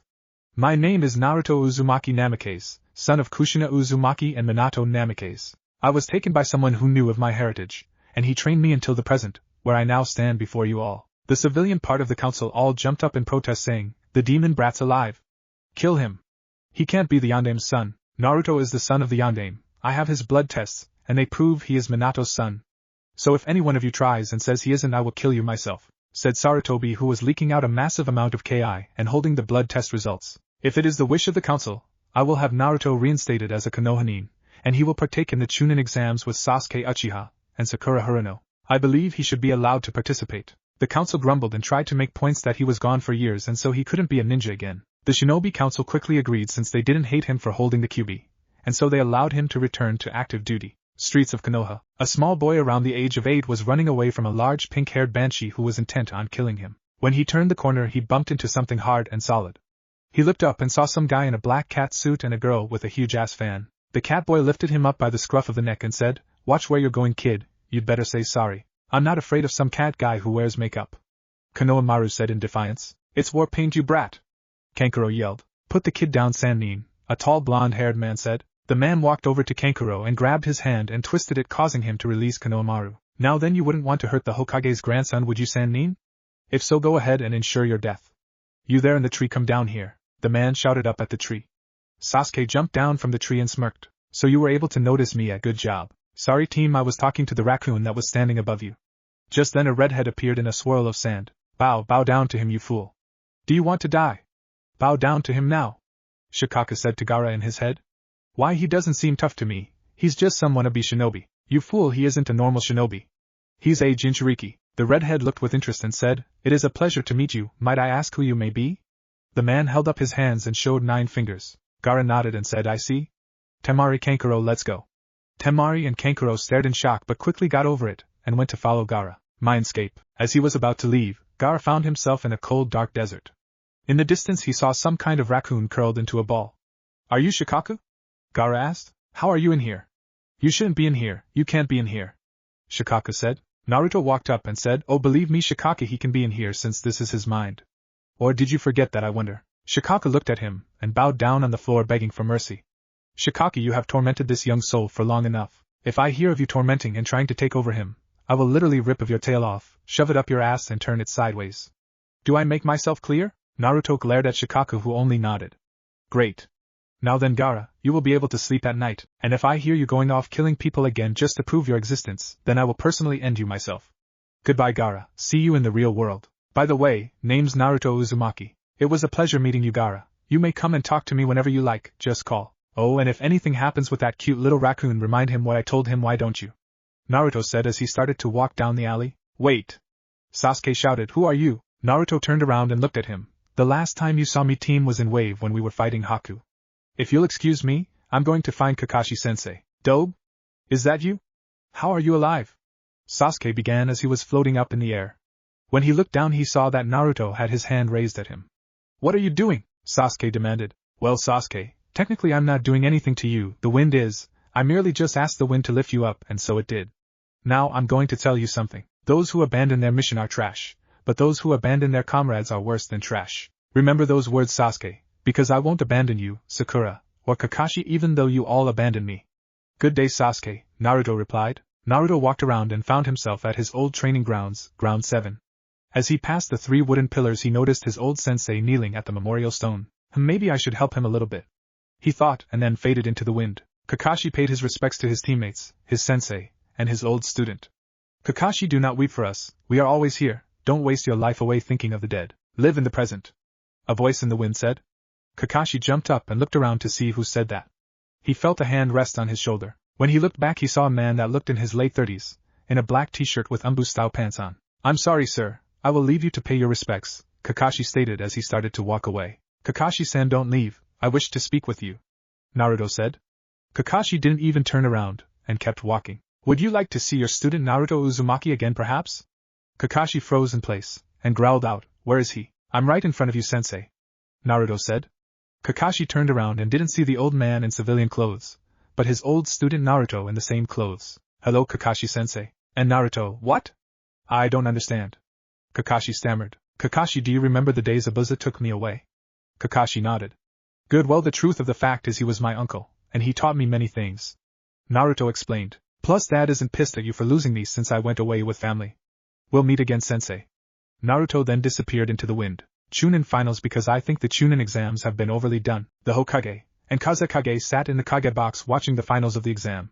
The match that was up was Sasuke versus Gaara. How do you think your son will do Kazekage Dano? Sarutobi asked. The Kazekage looked over at Sarutobi and said, I believe my son will do fine Hokage Dano. He just may surprise you. Instead of the fight commencing, some weird type of genjutsu fell across everyone, causing everyone except the ninja to fall asleep. Sarutobi threw off his Kage robes to reveal his old battlesuit. So Orochimaru, you decided today to attack. Kakuku Sarutobi-sensei, I see you still have that old thing. No use it's going to do you though. We both know I'm stronger than you know in your old age. Orochimaru laughed. Well sensei, now we're all alone. Let the fun begin. Orochimaru laughed as a large purple barrier formed around the two of them. Today I will rectify my mistake of not killing you all those years ago, Orochimaru, Sarutobi yelled. With Naruto standing in front of the raccoon demon that suddenly appeared in the center of the arena, Naruto shouted, Shikaku, what did I tell you what I'd do if you tried to take over Gaara? Shikaku just roared in rage and swung his tail at Naruto. Wait, this isn't Shikaku. It looks like he's under a genjutsu or something. Naruto jumped over the tail, and ran up his arm and stared into one of his eyes. Kai, release, he shouted as the glassy-eyed demon woke up from the genjutsu. He looked at the person standing up to his eye and fainted. Well, Shikaku's taken care of, now on to Orochi team. Naruto ran away towards where Sarutobi and Orochimaru were fighting. When he reached them he saw the Hokage's guard standing outside of a barrier. What are you just standing there for? Help your Hokage. he shouted at them. The Umbu just looked at him and explained, if you touch the barrier, you burn to dust. It's impossible to get in. In my life nothing's impossible. Remember that. Naruto said as he walked right through the barrier without a scratch. He ran forward and found Sarutobi fighting Orochimaru. Uzumaki, how did you get in here? The barrier's still up. Orochimaru asked. Shit, this complicates things. He ran through hand signs and shouted in pure resurrection. 3 coffins rose from the ground and opened up to reveal the Shodame, Nidame, and Yandame Hokage. The Yandame looked around and asked, what's going on here? Orochimaru, I thought I smelled something vile. Kakuku, I thought you'd like a nice Kage reunion. You have all of your peers. Orochimaru laughed out. Naruto dispelled his genjutsu around himself and said, hello Oto-san. Minato and Orochimaru stared in shock. This boy is the Yellow Flash's brat. Even better to make a father kill his own son. Orochimaru thought. Naruto. I can't fight my own son. Minato thought. Orochimaru, you scum, how dare you use the dead as weapons for your own twisted use.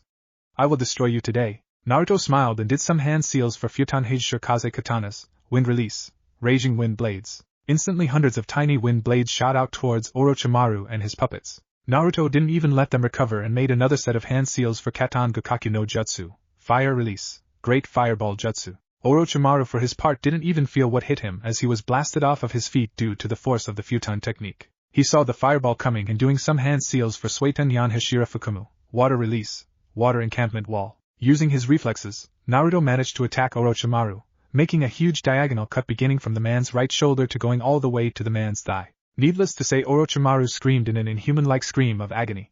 Snarling in rage, Orochimaru jumped back and had his puppets fight for him. Naruto took on the Nidame and Yandame Hokage, while Sarutobi kept the Shodai busy. I'm sorry son, but I have to fight you, Minato said as he charged forward with a Rasengan in his left hand. The Rasengan passed right through Naruto, who ripped off the tag on the back of his father's head.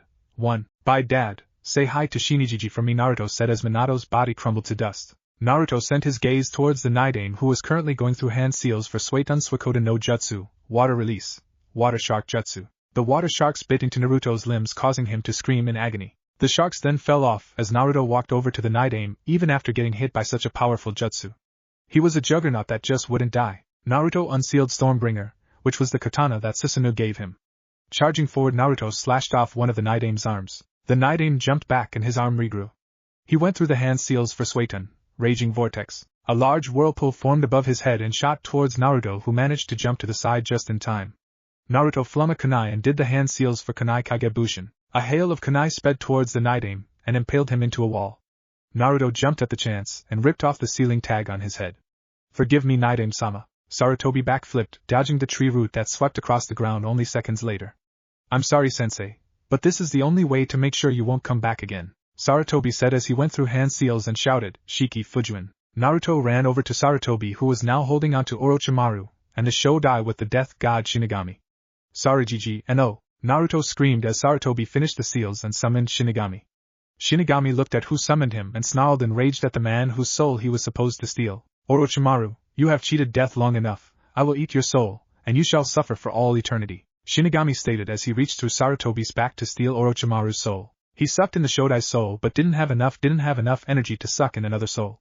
It seems I don't have enough power to take you with me, my student. I will take your pride, and your ambition, Sarutobi stated as he used his last remaining strength to seal away Orochimaru's arms. You senile fool, give me my arms back, you bastard. You can't sacrifice yourself, I will kill you, Orochimaru ranted, watching Sarutobi close his eyes and die. Retreat, the invasion has failed, he shouted and ran out of the barrier that just fell with his guards. The Umbu jumped after Orochimaru but stopped when they heard crying. You can't die on me, Gigi. You're the only family I have right now. You can't die on me, Naruto cried out. The Umbu walked over and tried to console the boy. Days after invasion, Naruto stood looking out the gates of Konoha with a sad smile on his face. The previous day he was told he had been banished from Konoha for the assisted murder of the Sannin Hokage. Since he, Orochimaru, and Sarutobi were the only ones that knew what went on inside the barrier, the council had come to the conclusion that he had assisted Orochimaru in killing the Hokage. Now he was leaving for anywhere. Koharu, Danzo, and a man named Jiraiya were talking amongst themselves. Jiraiya, the council has voted, and we would like you to be the Godain Hokage, Koharu stated. Jiraiya scoffed it off. I'm not fit to be the Hokage, but my teammate might be. Tsunade hasn't been in the village for years. What makes you think she'd come back now? Danzo asked. Well, Tsunade has been a little hard-headed, but I'm sure I can convince her to come back, Jiraiya said as he jumped out the window and set off to find Tsunade. As he was running, he saw a kid who was walking rather slowly with his head down and his hands in his pockets. He was rather short at 5 feet 3 inches and had on a bright orange jumpsuit. Jiraiya walked up to the kid and was about to ask, "You okay?" when he felt cold steel on his neck and saw that the kid held a katana to his throat. "Hey kid, I don't want any trouble. I was just going to ask if you were alright. You seemed a little down." The kid lowered his katana. "Well, when you get banished from your village for doing something you didn't, then you'll know how it feels." The kid then started walking away again, and Jiraiya saw the Uzumaki swirl on the back of the kid's orange jumpsuit. "Naruto?" Jiraiya asked. The kid froze and turned around. "So you know who I am, big deal really. I assume you want to kill me as well now." "What, no kid, I'd never want to hurt you at all. I know you didn't kill Sarutobi," Jiraiya explained. Naruto looked at him with an eyebrow raised. "I'm sorry Jiraiya, but I don't really wish to talk to you at the moment. When I feel like talking to you, I'll find you." He then stepped a few feet and just vanished into the wind. When Naruto's foot fell on the ground, he was at the border of fire country and river country. What he used wasn't a type of shushin, but was him flowing with the wind to wherever it was going. This way he didn't waste any unnecessary chakra. With Jiraiya, he was about to run after the boy, but he couldn't sense him anywhere. He then went through hand signs and whispered Kuchios no Jutsu. A small green toad appeared in a puff of smoke and asked, "Jiraiya-sama, what can I do for you?" "I need you to track someone down for me. It's very important that you find him," Jiraiya stated and pulled out a small piece of cloth that he ripped off of Naruto when they met. The toad took the cloth and shook his head. "I'm sorry Jiraiya, but this isn't enough of a scent for me to use to find your missing person. If there isn't anything else, I'll take my leave." Jiraiya waved the toad off, who in turn vanished just like he came. He sighed and started heading off towards the country that held the world's largest casino, River Country. A tall 30-year-old woman with blonde hair sat at a slot machine gambling away her money. "You should know who this is." She had just put in all of her money in the machine, and the machine came up with 3 Konoha ninja symbols. She stared at the machine in shock and fear. She had just won the jackpot of 500,000 Rio. The manager of the casino rushed to her side to give her the money she had won. "I never win. I have to get out of town now," she thought as she grabbed her money and left quickly. On the way out she bumped into a tall 17-year-old man with blonde hair. When she bumped into him, her earnings spilled all over the ground. She grabbed the little money she could quickly and tried to run off when a hand grabbed her arm. She looked back and saw the man she had run into holding up the rest of her money. "I believe you dropped this, miss. I'm sorry for running into you like that," the man said. "Guess who it is?" The woman he bumped into snatched the money out of his outstretched hand and ran off in the street. I wonder what she's in a hurry for," Naruto thought as he walked into the casino intent on getting at least some money. "Congratulations, you were right. Have a virtual cookie." After winning around 2 million Rio at the slot machines and poker tables, Naruto finally decided it was time to leave so that the people at the casino wouldn't think he was cheating or something, which of course he wasn't. He just had really good luck, that was all. He walked out of the casino. He could faintly smell the aroma of snakes off in the northern part of town. He ran off towards the smell to find the woman he ran into at the casino and Orochimaru. Deciding it was best to just see what was going on, he stayed in the shadows and listened in on their conversation. "Oh, come now Tsunade, if you heal my arms, I will bring back your little brother and your precious Dan," Orochimaru stated with a slight hiss. The woman he had met, now labeled as Tsunade of the Sannin, said, "I'll think about it. Just give me a few days to get my mind straight, and you'll get your answer." Orochimaru nodded and sank into the ground. Tsunade then slumped down on the ground, crying her heart out, wanting to see her family again. Naruto noticed a short black-haired woman with a pig in her arms walk up to Tsunade and help walk her away. I think I should stay here for a few more days and see what happens," Naruto thought as he faded into the wind. With Jiraiya. Jiraiya had been walking across country for the past few days when he finally set his eyes upon Taninaki town in River Country. Now just to find Tsunade, Jiraiya thought as he sped through town straight to the nearest bar. As he walked in, he saw a lot of people drinking and throwing punches at each other. What caught his attention, however, was the fact that a lone figure sat at a corner table drinking a bottle of sake by himself and staring intently at a table across the room. When he looked over at where the man's gaze was, he saw Tsunade and her apprentice Shizen sitting at the table with 4 or 5 bottles of empty sake. Jiraiya walked over to them and sat down right next to Tsunade, who was now chugging her 6th bottle of sake. "I see you still like to enjoy a bottle of sake or 2, or in this case 6, Jiraiya chuckled. Tsunade glared at him and said, "This town is crazy, always meeting up with the people who I don't want to see." Jiraiya looked at her quizzically and asked, "What do you mean by that, Tsunade-chan?" "Well, I just met my old teammates today, so it was like a reunion to me," Tsunade said as she finished the bottle of sake. She threw the bottle of sake behind her with her monstrous strength that only she had, and it broke on the wall behind the man in the corner staring at them. There was some excess sake that was in the bottle and spilled all over the man. He then walked over to them and sat down next to Shizen. Tsunade recognized the man immediately, who she had met only a couple of hours ago at the casino. The stranger then spoke. "You know, Tsunade, it's not very polite to spill your sake on other people." Jiraiya stared at the man vigorously, trying to figure out who he was. Tsunade said, "Well, I must thank you for your help earlier, and it seems you know my name, however I don't know yours. The man with blonde hair smiled. Of course Tsunade, but I believe our dear friend Jiraiya Kyufu, Godfather, who I am. Tsunade was confused and looked over at Jiraiya for answers and saw he was frozen in shock. He whispered out, Naruto, you remember me Kyufu, I'm simply honored. Of course I have nothing to say to you now, I have business with Tsunade. Naruto stated with a slight hint of venom in his voice. Jiraiya pursued, but how did you know I was your godfather? Nobody but Sarutobi and I knew that, and I highly doubt Sarutobi told you. Naruto sighed, if you must know Dad told me himself a while ago, like around 4 years ago. Seeing the confusion on Jiraiya's face he continued, I saw Dad when I destroyed the seal. Apparently Dad put some of his own chakra into the seal before he died so that he would be able to talk to me whilst he repaired the seal. Look, I don't know who you are, so I have no business with you, Tsunade stated as she stood up to leave. Naruto grabbed her arm and pulled her back down.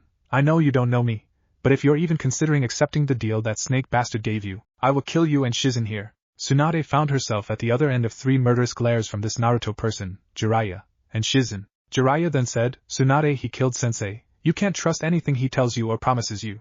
By the way, what did he promise you? Tsunade mumbled, Nawaki and Dan. He'll most likely just use that jutsu of his to bring back the dead then. I'm going to tell you something, Tsunade. Your brother and previous lover will be able to talk to you, but Orochimaru will be in control of them. He could make them kill you if he wanted. Believe me, he made me fight my dad, and the Nidaime Hokage.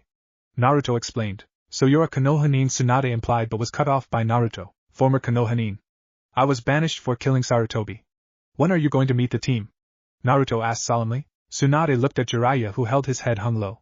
Tomorrow at noon is when I'm supposed to meet him. Well then we're coming with you, as Jiraiya began, when he was interrupted by Naruto. No, we won't go. We'll stay near you, but we won't be in sight. I look forward to our next meeting, Tsunade. Goodbye, Jiraiya-san. Naruto faded into the booth that he was sitting in. Tsunade and Jiraiya exchanged looks, and then went off their separate ways, Tsunade going to her apartment with Shizen, and Jiraiya going to get some research at the hot springs. You could hear his screams all the way from Lightning Country. Orochimaru stood staring out on the open grassland just out of town with his right-hand man Kabuto. They were waiting for Tsunade to come and heal his arms. Orochimaru squinted his pale yellow eyes and saw Tsunade walking with her assistant towards him. Tsunade, how wonderful it is to see you again, he yelled out. Tsunade just kept walking at her aggravatingly slow pace. She walked towards Orochimaru with glowing green hands ready to heal his arms. Within the green healing chakra there was a slight red tinge to it. Kabuto noticed the unfamiliar chakra and jumped in the way of the two Sannin. Orochimaru-sama, she isn't going to heal your arms. Orochimaru scowled at Tsunade. Why, Tsunade, why have you betrayed me? She was about to yell out her reason when a certain blonde-haired shinobi shouted. Because you weren't going through with your deal, Orochi team. Orochimaru looked behind him and saw Jiraiya, Tsunade's apprentice, and Naruto. Uzumaki, he growled out. You remember me, how wonderful. Naruto snickered.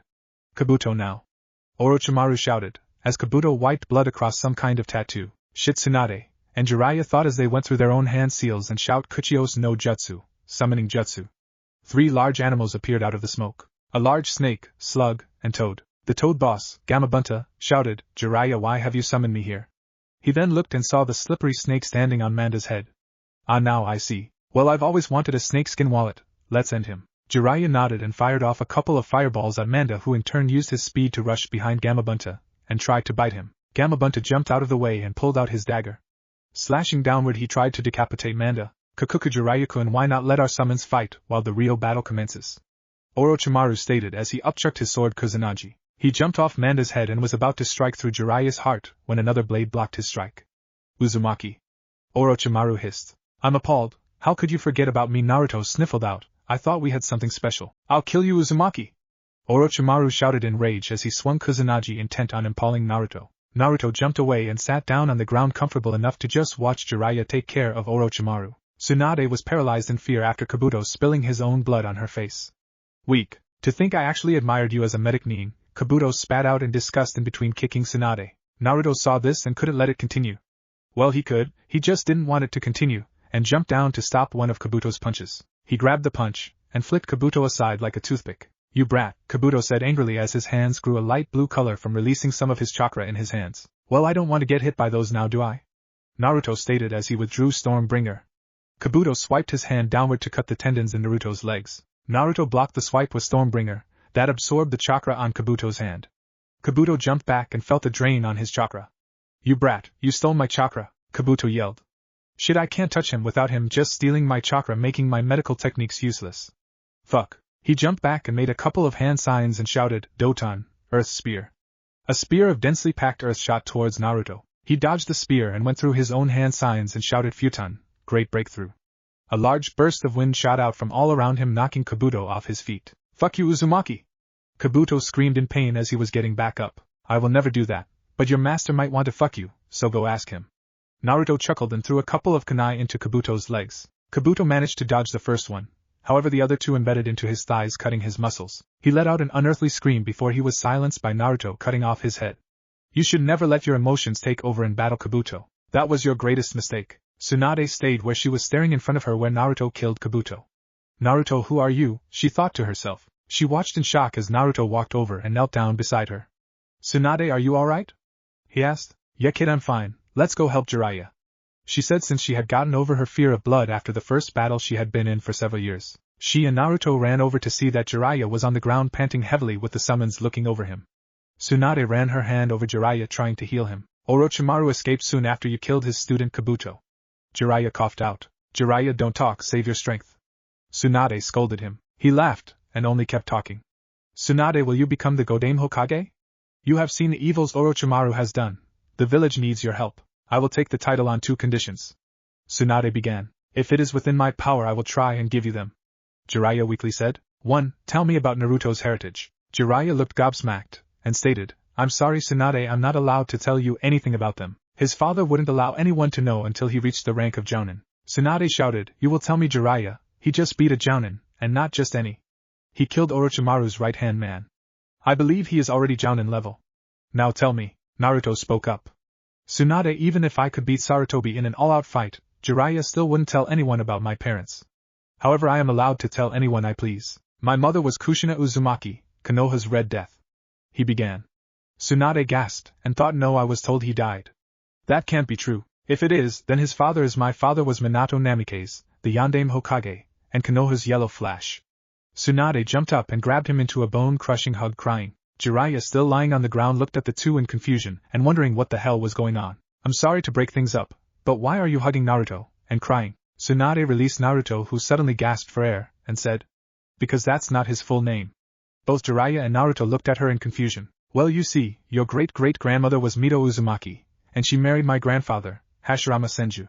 So basically your name is Naruto Uzumaki Namikaze Senju, my relative in a sense. Jiraiya and Naruto just said, Holy shit, before both passed out from this information. Tsunade chuckled at the two, and grabbed them by their ankles to drag them back to the hotel. Shizen quickly followed behind them, still trying to wrap the idea that this kid was one of Tsunade's relatives. Naruto woke up to find himself inside his mind, standing in front of Q's cage.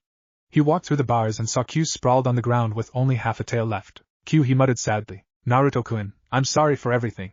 Q murmured sadly as her tail disappeared along with her. The seal that had kept him alive for so many years finally shattered in blue and yellow sparks, and a flood of ink. He felt empty, like he was all alone in the world, with nobody to help him. For the first time in years he actually slept without seeing his closest friend. Tsunade sat beside the bed of her long-lost relative waiting for him to regain consciousness. She had brought him and Jiraiya back to her hotel room with Shizen. Shizen tucked Naruto into the bed while Tsunade just threw Jiraiya on the floor. Jiraiya woke up and looked around the room. Tsunade, what happened? He asked while holding his head in confusion. Tsunade ignored him and set herself to watching her relative. After what seemed like an hour waiting, Naruto finally woke up to see everyone staring over him. What? Well, for starters, kid, apparently you're Tsunade's grandson or something. Congratulations. Jiraiya said with a smile. How do I know it's true? Well, I guess we could head back to Konoha, and get you two a blood test, and then Tsunade can become the Godame Hokage. Jiraiya began. I can do the blood test here since I'm a medic if you really want confirmation. Oh, and Jiraiya, I still have one other demand before I accept the title. Tsunade smiled. Jiraiya, seeing the look in her eyes, slouched down and asked, What? If I become the Hokage, then Naruto is no longer banished from Konoha. Jiraiya felt ashamed and looked down. I can't approve of that. You have to consult with the council about it, and get their permission as well. That is my demand. I will not have my family banished from Konoha. He deserves a good life. Also, I want to know why you actually let the stupid council banish him. Tsunade protested. Jiraiya explained, Well, first of all, they decided he would be banished before I got to them, so the deed was done.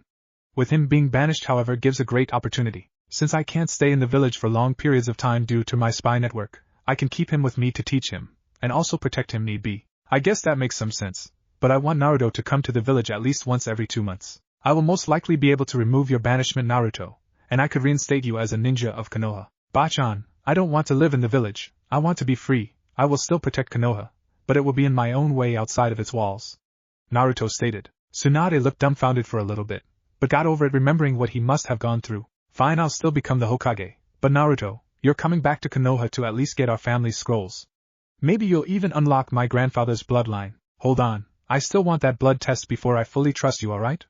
Naruto said. The road to Konoha was very boring, and as a certain lazy Nara would say, troublesome. The group had left immediately after Tsunade did her blood test, and it was proven that Naruto was related to her, although either of them knew how they were really related. They just decided to go with grandmother and grandson. Tsunade had kept pestering him about his life, and Jiraiya was practically begging him to allow him to train him. They reached the gates by mid-afternoon, and went straight away to the Hokage tower. The gate guards had tried to bar him entrance, but Jiraiya had stopped them. Tsunade left to speak with the council about her coronation, while Jiraiya took him to see his father's house. They walked behind the Hokage monument into a dense forest where in the center of a clearing was a large 2-story house surrounded by a large wall. Go on, kid, you need to see it someday, Jiraiya encouraged. Naruto walked up to the gate, swiped some of his blood across it, and to his amazement a series of clicks the gate opened. Inside the compound was breathtaking. There was a small creek that ran through the middle of the yard with all assortments of flowers growing alongside it. A small stone bridge was made over the creek so that he could walk over it. He didn't need it, of course, since he could already walk on water, but it still looked nice. He walked inside of the house and saw a complete kitchen, and a large living room filled with furniture. The room was dusty, but 17 years of neglect would do that. He found himself wandering all about the house. He saw a lot of pictures of his father and mother, and quite a few of Jiraiya, Kakashi, and even some of Tsunade. Kid, why don't you go check out the basement? Jiraiya suggested. Naruto walked down a small flight of stairs and looked upon a large steel door with a ton of intricate seals on it. He swiped some of his blood across the door, and it immediately opened. What he saw took his breath away. Behind the door were huge shelves filled with hundreds of scrolls about ninjutsu, genjutsu, taijutsu, kenjutsu, medical jutsu, sealing, and strategies. He created around 1,000 clones and ordered them to start copying everything so he could learn them on his travels. With Tsunade and the council, greeting Tsunade-sama. So have you accepted the title of Hokage? Hamura Midokado, one of the village elders, asked. All of the council who hadn't been informed that Tsunade was given the position nodded in agreement, knowing that she would lead them to greatness. It also helped that she was related to the first and second Hokages. I have 2 conditions before I accept this title, and you had better give them to me, Tsunade said. Kohara and Hamura gulped, and wondered what she wanted. Kohara asked, what is it that you request? I want you to tell me what has become of Uzumaki-Naruto. Tsunade demanded. One of the civilians shouted out, he has been silenced. On behalf of the council we finally got rid of that demon, and banished him. Several of the civilian and shinobi councilmen nodded in joy. Do any of you know who his parents were? Considering he was Konoha's Jinchuriki, I'm sure you all know who his relatives were, Tsunade calmly asked, while on the inside she wanted to rip the man who called her grandson a demon heads off. We have no knowledge of who his parents were, he was an orphan, and besides, who cares whoever was his parents, they were probably just nobodies anyway, another council member said. Tsunade grinned evilly. Oh, you really shouldn't disrespect his family. Why would that be, Tsunade? Danzo asked. For starters, his father was Minato Namikaze. She began and saw everyone sweating bullets at the idea. And would you like to know who his grandmother is? Well, I'll tell you, you're gonna love this. I'm his grandmother. The council members paled and all thought we're so screwed. Tsunade laughed and said, so would somebody like to explain to me why my grandson was banished? Because my second condition is for him to become unbanished. Danzo spoke up. Tsunade, even should he be your grandson, the decision that he is banished cannot be overruled since it has already been given out. Besides, nobody knows where he is anyway. Well, now that you mention it, Danzo, he's actually here in the village with his godfather Jiraiya. Tsunade said. Be that as it may, he is banished. Also, we don't need you as the Hokage. Anyone the council approves of may take the title. However, with you being the Hokage, you can protect him. He may not be allowed in the village, but he will be allowed in Fire Country. He may stay for your coronation, but afterwards he will have to leave the village. Danzo suggested. The clan heads nodded in agreement, since they thought this would be a good plan. 1. It kept that demon away from their children. 2. It kept him close enough should they need his help, he wouldn't be far away. Tsunade knew that it would be the best solution for her and reluctantly agreed to the decision. 1 week later, today Tsunade was officially the Hokage, and Naruto was officially kicked out of Konoha. He had copied all of his father's and mother's scrolls, and had gotten some Anbu member named Tenzo to give him some scrolls on using Mokutan, which apparently he inherited. He and Jiraiya set off on training expedition. Sannin, what are we gonna do first? Naruto asked Jiraiya. What the hell, Gaki? How well, I guess we could start on your ninjutsu training. Do you have a jutsu in mind? Well, I was reading through a couple of my dad's notes, and I was thinking why not the Rasengan? Sure, Gaki, use your Mokutan abilities and make us a house we can stay in. Naruto went through a couple of hand signs and a nice small cottage formed in the middle of the forest they were in. Not bad, kid. Now let's put our stuff inside and then I'll start showing you how to do the Rasengan. Jiraiya pulled out a water balloon and threw it at Naruto, who caught it easily. Alright, now then what you need to do is make the water inside spin around at fast speeds by using your chakra like this. Jiraiya popped the balloon with no effort at all. Now don't get discouraged if you can't get it on your first try. I mean, it's a very hard, he began when he heard a popping sound. He looked over to Naruto, who had a popped water balloon in his hands. Did I do it right? Naruto asked. Yeah, wait, do that again. Jiraiya threw him another balloon, and he popped it without any problem. Well, I guess we can move on to the second step then. He threw a small rubber ball at him and said, now what you have to do with this one is focus on your power of your chakra and make it go all crazy to try and pop it. Naruto held the ball in one hand and stared intently at it while pushing as much chakra in it as he could. Jiraiya stared at him as if waiting for the ball to pop. Just as he thought the kid would take a while to complete this exercise, he saw the rubber ball pop with a loud bang. Well, good job, kid. This third step is the hardest one, so yeah, don't sweat not getting it. Of course, if you do, you will have mastered the Rasengan in one day. If you do that, then you're nothing short of incredible. Alright, now then combine the first and second steps, and you'll get the end results. I'll see you in a little while. I'm going to go get us some dinner. Jiraiya yelled out as he was bounding through the forest. Naruto concentrated on trying to combine the two exercises, but it was proving to be very difficult. He spent hours working on it. He could make a sphere of his chakra, but he could only hold the sphere for so long before losing control. Every time he lost control, it exploded in his face. He called it quits for the day since it was night, and Jiraiya had already come back from his hunting. Instead of going to bed though, he went off into the forest and tried to meditate when something came up behind him and wrapped him in a hug. He sniffed the arms that were encircling his chest and said, "Hello, Ama-chan, to what do I owe the honor?" Amaterasu smiled and plopped down next to him. How did you know it was me, Naruto-kun? How are you doing? I'm pretty good besides the fact of being banished, but I guess I'm alright. How are you, Kami, Yami, Susanoo, and Shinigiji doing? Naruto asked. Oh, it's alright. It's a bit boring though. Still, it's fun watching you. I mean, a lot of interesting stuff happens around you. Amaterasu exclaimed. Hey Ama-chan, I was wondering if you could help teach me how to use my space and time abilities. Naruto wondered. Oh well, of course I can. I mean, I'm a god, so this is easy stuff for me. Besides, you've already used space before during your fight with your dad, remember? Not really, but can you still teach me? Sure. Now the first thing you need to know about using space is, well, I'm not really sure how to explain it. Us gods just know how to do it. We're not really sure how to train it though. Amaterasu shrugged. I guess we could start out making your body intangible. So just try to imagine yourself like an illusion, I guess. She then punched him in the face. What the heck, Ama-chan? Naruto exclaimed, rubbing his cheek. She just pouted. Darn, it didn't work. Well, we'll just have to try again. She reared her fist back and punched his gut.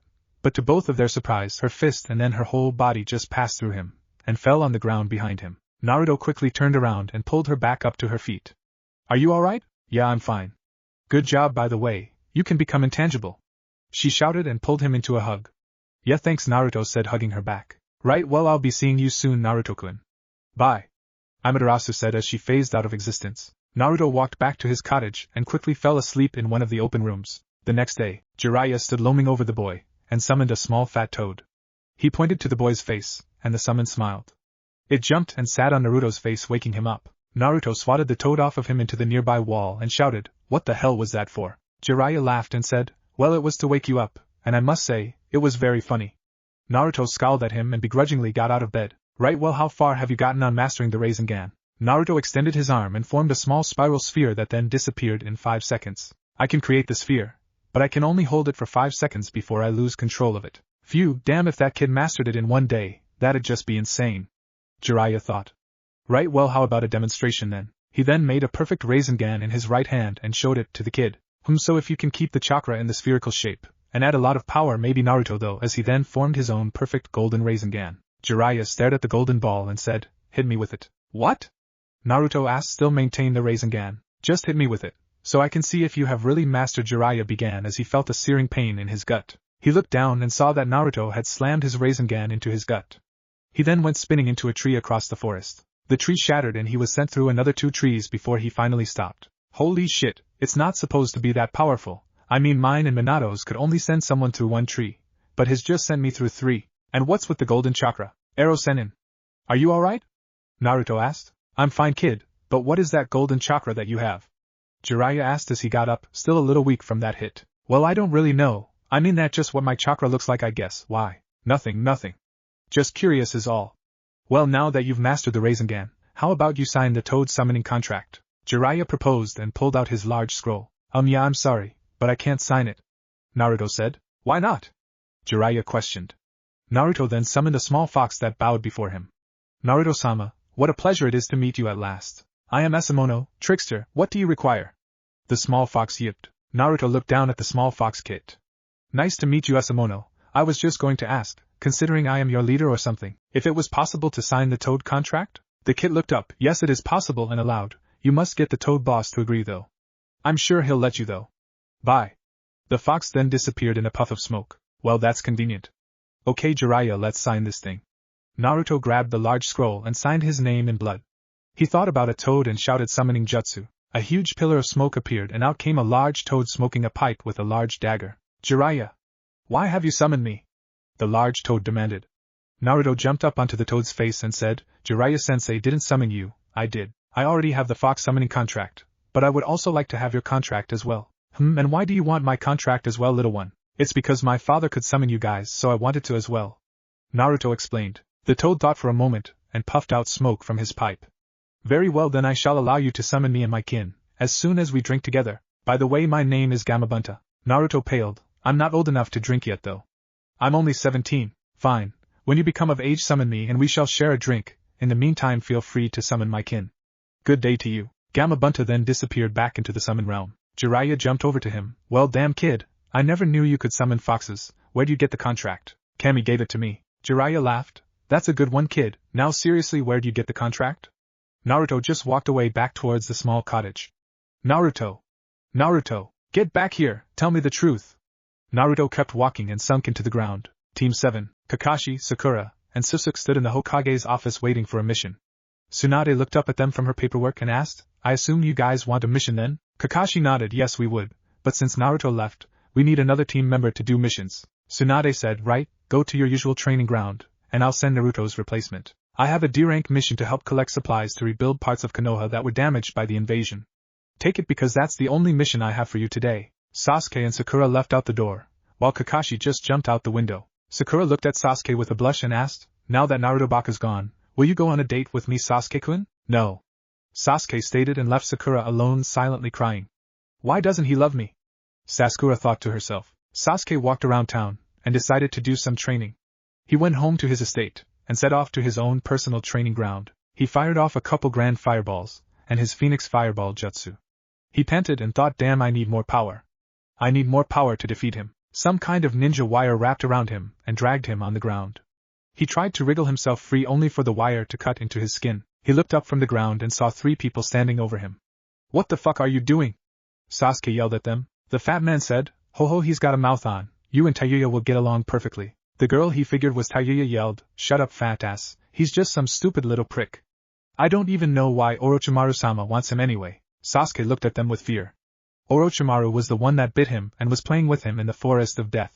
Look, fucktard, Orochimaru wants you to join him, and he can give you power. That curse seal you have on you. That's only level 1. If you join us, we can help you get more power to kill your brother. Taiyuya explained.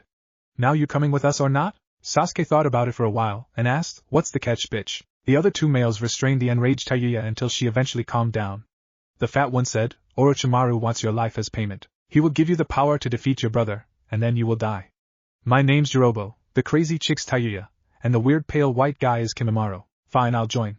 When do we leave? Sasuke asked. Are you ready to begin recruiting? A tall man in black cloak with red clouds asked. A small orange mask covered his face. A tall orange-haired man with purple eyes said, we are almost ready. For now we will start recruiting, and earning money. Soon the plan will begin. Excellent, Pain, we shall take the world by storm, and create peace. Begin, and do not fail me.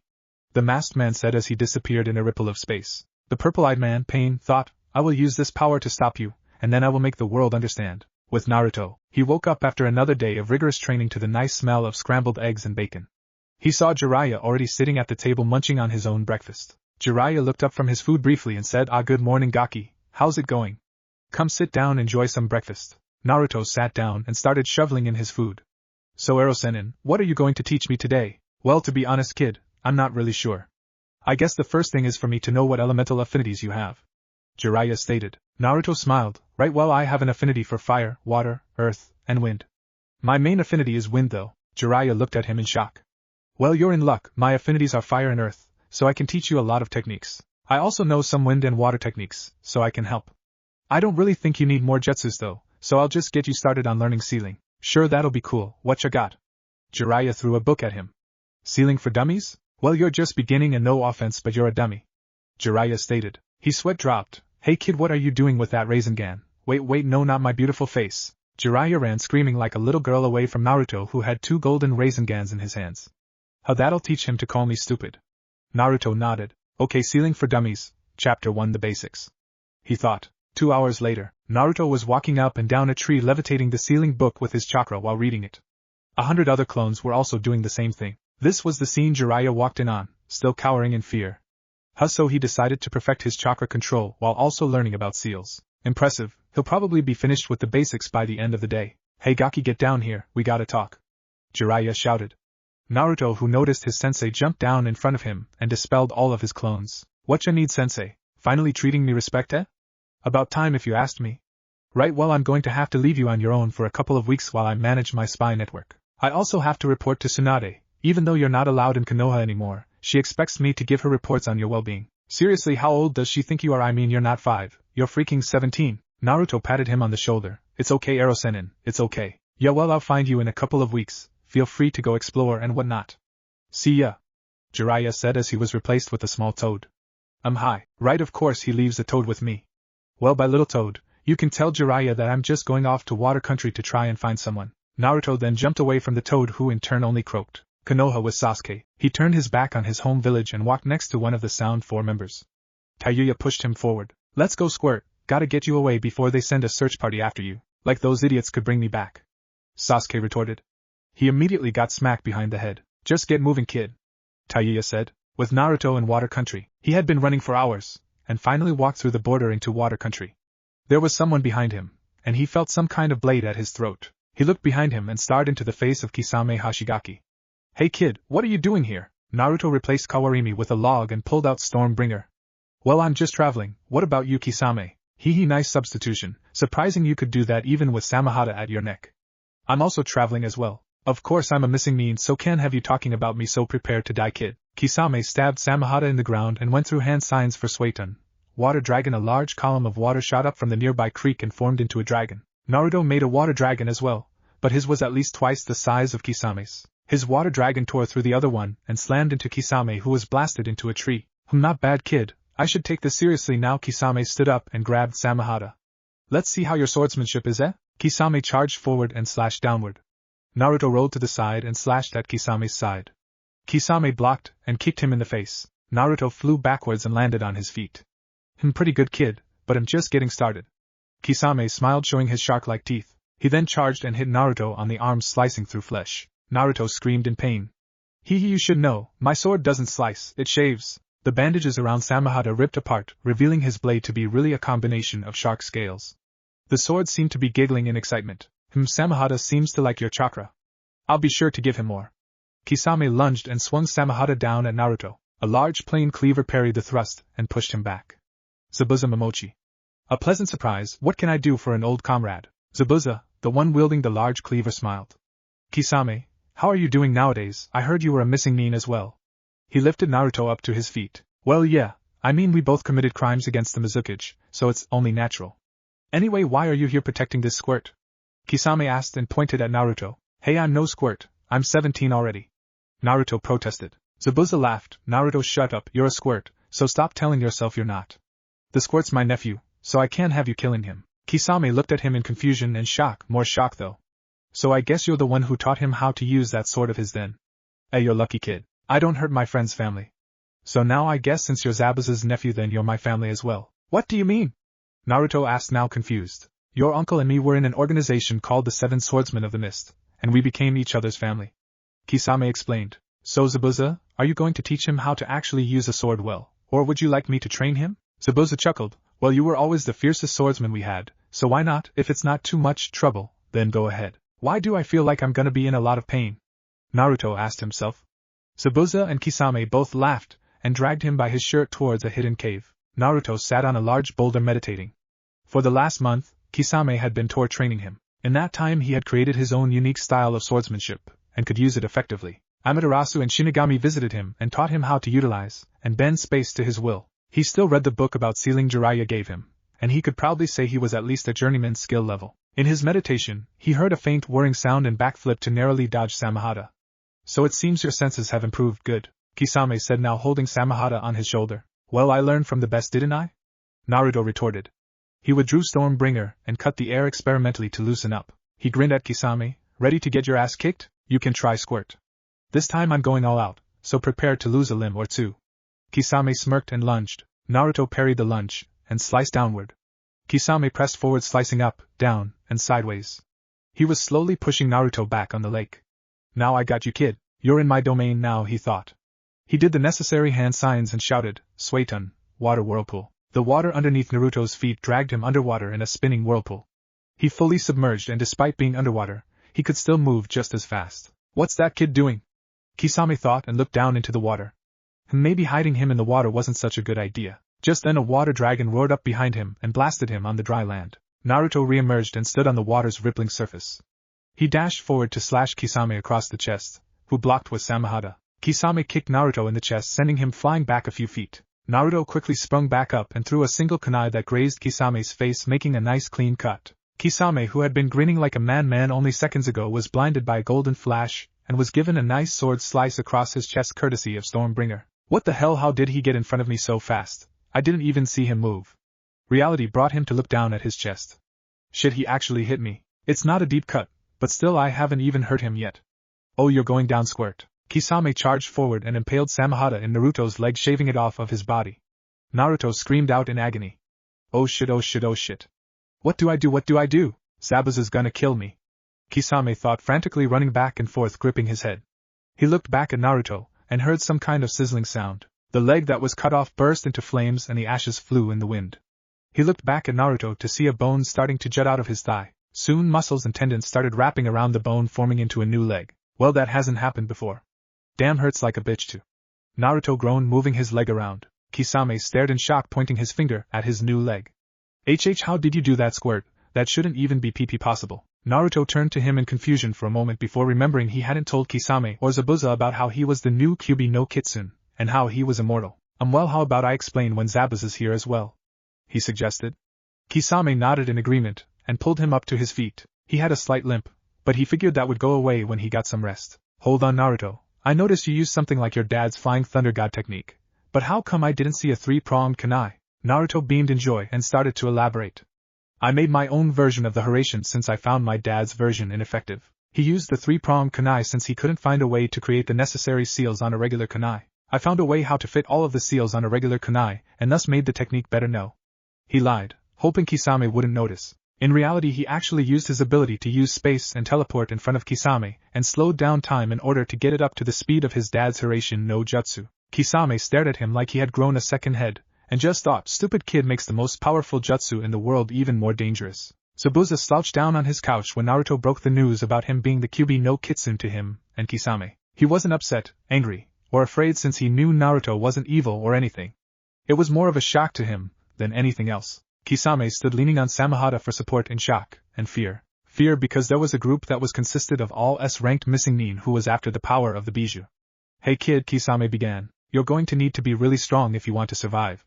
Naruto and Zabuza stared at him confused. He sighed. Look kid, there's a group of 9 S-ranked criminals called the Akatsuki who want the power of the fox. So basically they want your power. Naruto seemed oblivious to this statement, and didn't bother inquiring more about it.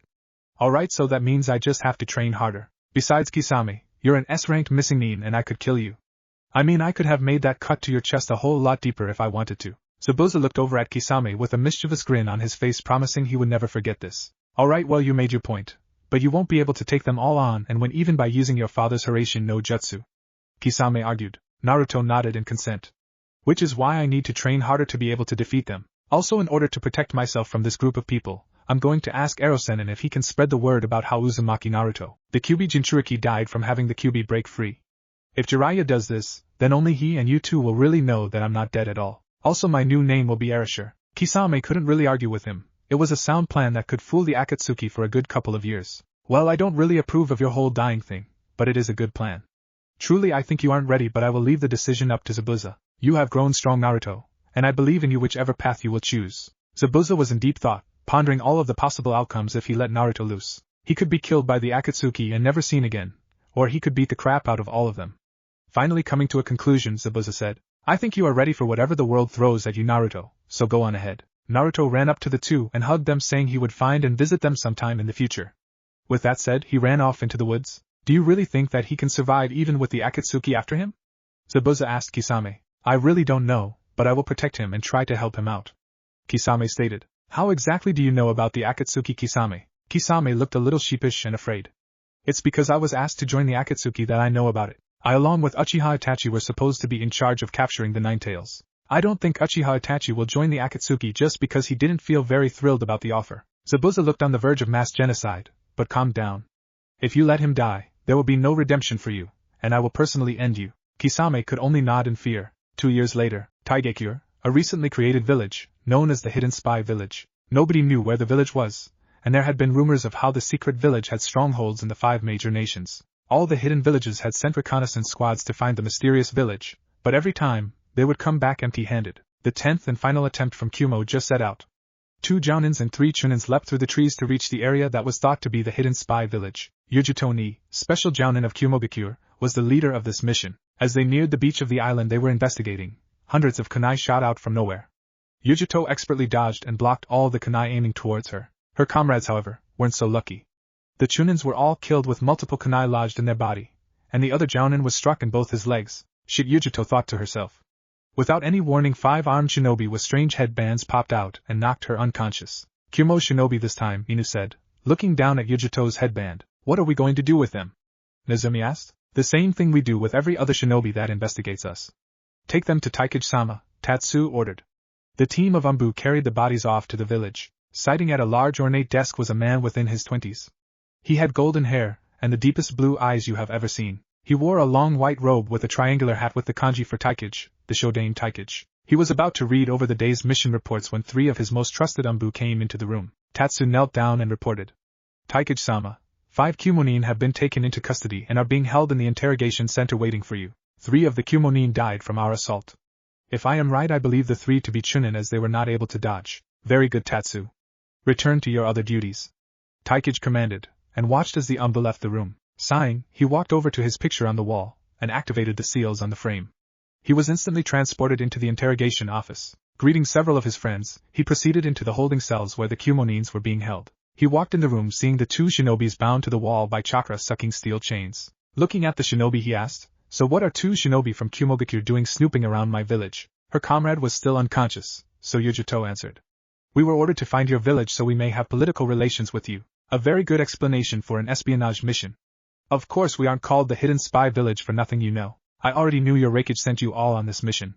The only reason you found this place was because I allowed you to come here.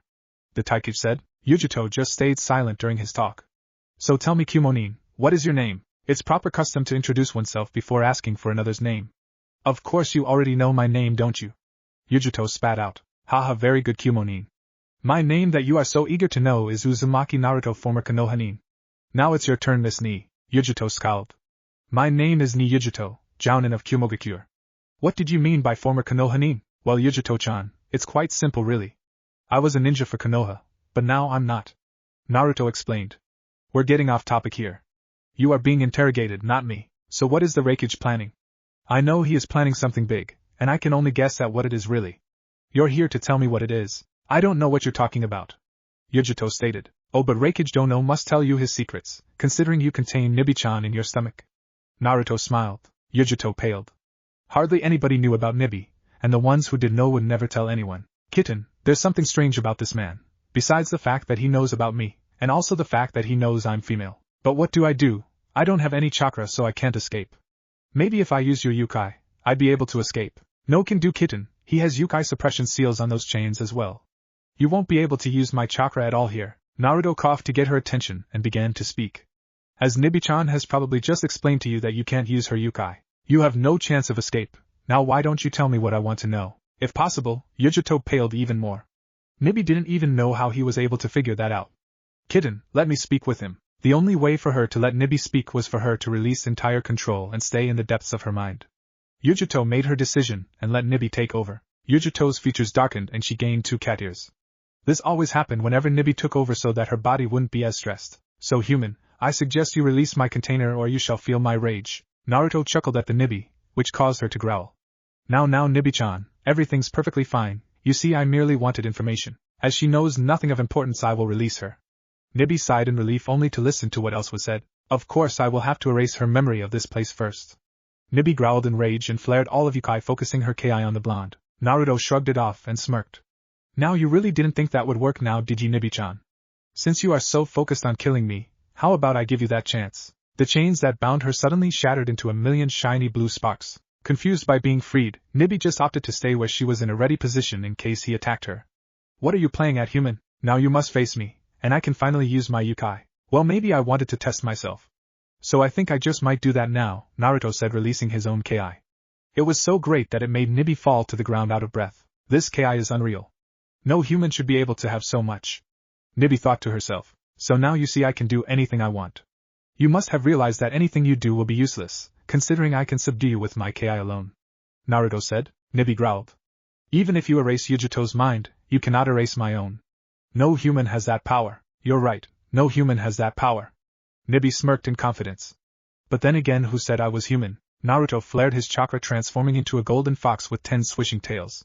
Nibi stared in shock and fear. Kai damn it. Why won't this genjutsu dispel? Because this is no genjutsu, Nibi-chan, so believe it.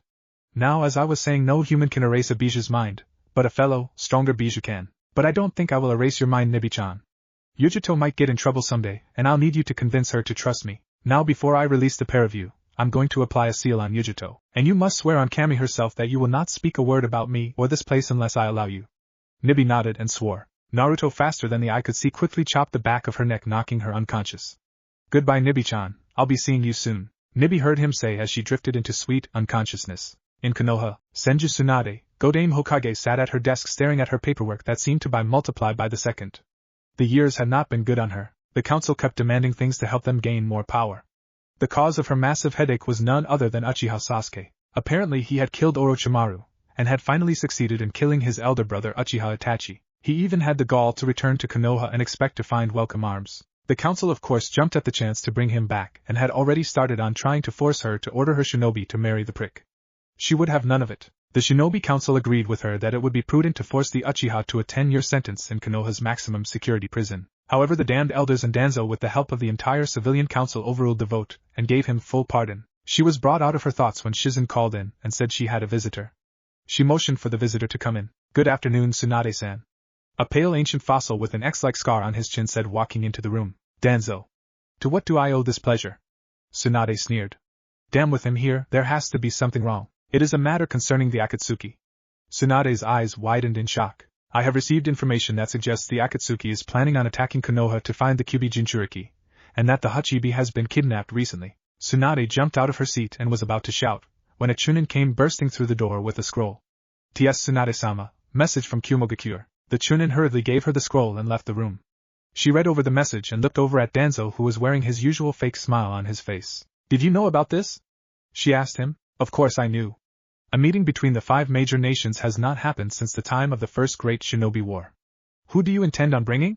Danzo asked. Meito Gai and Hatake Kakashi. I believe they will be more than needed. As much as I hate to say it, but you, Danzo, will be Hokage in my absence. Danzo smirked and nodded. I will do my best until your return. Good luck, Tsunade-sama. Danzo watched in glee as Tsunade begrudgingly left the room. Perfect, now Konoha will be mine, he thought to himself. A Shouninsuke, the Yondaime Reikage, was furious. His brother, the Hachibi Jinchuriki, disappeared. He was captured by the Akatsuki, and this was the reason he was calling the summit. The Nibi Jinchuriki had also gone missing, but that was to be expected since he sent her to find Taigakure. All the nin he sent to find the village usually turned out to be killed or wouldn't find out anything. This village was rumored to have information on every country, and even to have forbidden jutsu from every country. The Shodain Taikage was also said to be a ruthless man who could take on an army all by himself. Of course he didn't believe any of these rumors. Kyumogakure had the greatest security of all the nations. No Taigakure couldn't have anything on his country. He was brought back into the present as Yujuto walked into his office. Yujuto. Report. I said. I am the only survivor of my team. We did not find out the location of Taigakure. However, we did encounter Tinin. They were the ones to defeat us, and yet they let me live. That is all I have to report, sir. Yujito backed away and patiently waited for Ai's answer. Why would they leave Yujito alive? Maybe Taigekyo was trying to send them a message that they should not be messed with. No, there is no problem. A deliberated on the topic of Taigekyo, but changed his thoughts over to that of the summit. Ni Yujito, you and Darui shall be my escorts to the 5 Kage summit. We leave immediately. Hi Reikage-sama, IWA, damn it my back! Anoki, the Sandaime Tsuchikage shouted. He and his guards were currently traveling to the summit, and he was having trouble lifting his backpack. Would you like me to carry your pack for you, Tsuchikage-sama? Akatsuki volunteered. Anoki stared at him as if imagining him randomly combusting. No, you fool. I am the Sandaime Tsuchikage, I do not need your help. Oh shut it Gramps, you need all the help you can get now. Why don't you just make me the Yondaime anyways? You're getting old. Kurizuchi, Anoki's granddaughter insinuated. Anoki looked furious. Why you insolent little bee, he was interrupted as Akatsuki lifted him up and put him on his shoulders. You're not that old Tsuchikage-sama. With you walking we'd be late for the summit, so this way we'll make it in time. Anoki stayed silent and smiled to himself. Age and treachery will overcome youth and skill. Mizu, Ao shut up or I'll kill you. Mei said all too sweetly. She was the Godame Mizukage, Mei Terumi. Her guard Ao had just recollected the past again and was being annoying. Ao paled immediately and wisely chose to be quiet. He then fell behind her and stood next to Chojuro, Mei's other bodyguard. Chojuro was the newest addition to the 7 swordsmen of the Mist since the Mist lost many of the original swordsmen. He was a timid young man who didn't say much, if anything at all. The faster they got to the summit would be better. Ao couldn't help but think of his health if he had to stay on the road with a bored Mei. He shivered at the thought. She may even melt his balls off if she got too bored. Hopefully she'd go for Chojuro first. Suna, slowly a red-haired young man calmly walked across a barren desert with his 2 closet friends. His brother Kankuro and his sister Tamari. He was Gara Sabaku, the ex-Jinchuriki of Shikaku and the Godame Kazekage. He and his guards were just about to cross the border into river country to reach the summit in the Land of Iron. At the moment he was not sure if he would be able to stand in the presence of the other Kages. Tsunade was the worst of them all. She was the one who had banished and destroyed the life of his best and first friend Naruto Uzumaki. He had changed after Naruto literally drilled the idea of friendship and precious people into his head. Remembering those days, he couldn't help but let a smile creep up on his face. Just because of his friendship with Naruto, and the fact Naruto still loved Konoha, the alliance between Suna and Konoha stood strong. He had hoped after Naruto was banished from Konoha that he would seek asylum in Suna, but he was sadly disappointed. Come on Gara. We gotta hurry up or we'll be late. Tamari, the blonde-haired Kunoichi said. Gara nodded without a word and set off towards the summit. With Konoha, a bowl-cut-haired man wearing a horrendous green spandex suit stood anxiously waited at the village gates. His name was Meito Gai, the green beast of Konoha. Next to him was an equally famous Nin Sharingan Kakashi. Yash! Kakashi, I challenge you to a race to the summit. Whoever wins will decide who wins the tie we have, Gai exclaimed loudly. Kakashi just read his little orange book and looked over at him. You say something? Gai face-planted and then shot right back up and shouted. Curse you Kakashi and your hip attitude. Turning to Tsunade he suggested, come Tsunade-sama, hop onto my back and we will be at the summit in 2 days. Tsunade immediately declined. She then summoned a small slug and gave it to Gai. Here, why don't you take Katsuyu and then she can reverse summon me there. Yash Tsunade-sama, I will do as you request. Come Kakashi! Gai then disappeared in a cloud over dusk. Tsunade looked over at Kakashi who was still standing there reading. Well, she began, aren't you going to go? Kakashi looked at her bored. Mama, I'll go in a little bit. You can't rush these things. Tsunade got a tick mark on her forehead indicating she was extremely angry. If you aren't at the summit before I'm reverse summoned there by Gai, I'll burn all your books, and the stores that sell them. She said all too sweetly. Kakashi seemed to pale. You couldn't really tell due to his mask though. He rushed out the gate if possible even faster than Gai. Naruto sat behind his oak desk reading over several documents. They were reports on what was going on in the world. Thanks to Jiraiya, he was able to get his own fix on the Akatsuki's movements. According to Rei, the Akatsuki just sealed the Yambi, and were just getting started on sealing the Shisabai. Where Jiraiya's spy network was misinformed, his own found the truth. The Akatsuki did not need to seal the biju in order. As long as they were sealed, it mattered not. He was about to read over another report on what Danzo's route was up to when Uriai walked into the room. Looking up he nodded to him. What is it Uriai? Uriai calmly gave him a scroll. The Kage summit is in a few days. 3 days to be exact. The Reikage has been upset with his brother's capture. The meeting is to decide what is to be done with the Akatsuki. Will you be going to this summit Taikage-sama? Naruto's eyes hardened as he stared down Uriai. How many times have I told you to call me Naruto Uriai? 355 times Taikage-sama. He said with a sly smirk on his face. You're never going to stop, are you? Uriai shook his head. Very well then. I believe I will go to the meeting. However, I will not participate unless necessary. Yuki and Kane will accompany me during the meeting. It's not like I'm going to need them, but information can always become outdated. Besides, anything could happen at the meeting. We may even have a war on our hands, haha. Jiraiya looked on with a quizzical glance. What of Mume? Surely he would like to come along. After all, he has had a good time away that I think he should reveal himself. Naruto sat and thought, deliberating what he should do. Mume will come with us, however he will not leave just yet. With us he is safer than out with his own village. Jiraiya nodded and walked out the door. He thought about what this might mean to the world and the other nations. Just by keeping Mume here, even if it is by his wishes, it could still bring about a pointless war. Nations would ally themselves, and then it would turn into the fourth great shinobi war. Just the thought of it gave him chills. War was something no person should experience. People nodded and waved to him as he walked through the streets towards his apartment. The children were running around playing ninja with paper shuriken and kunai. Looking at them play, he thought about how he joined the village. Flashback. He had watched as his home village burned just because of one man's greed. All of his friends and family perished in the fire, leaving him alone to wander around at the tender age of 12. He had been alone for months until one day he stumbled in some strange clearing that held an odd-looking tower. As soon as he stumbled upon it, he had 5 swords drawn at his neck. When this happened, he blacked out due to surprise and fear. He soon awoke in dark brown room with no windows and bars for the only door. He then heard whispers from outside the bars. Straining his head as far out as the bars would allow, he tried to hear what was being said. Who is he? He doesn't seem like a shinobi. No, he doesn't, plus he's all alone and is wearing rags. I don't think he's a spy. He then heard footsteps, and listened as the 2 guards stopped talking. Let me see my little guest, the third voice said. This one seemed calmer and kind. Of course, that may just be a deception. He walked back against the far wall in his cell and waited for the men to come. Soon he was greeted by a smiling man with spiky blonde hair. My name's Naruto. What's your name, little one? The blonde man asked kindly. Jiraiya, he said. The blonde man, now known as Naruto, grinned and nodded.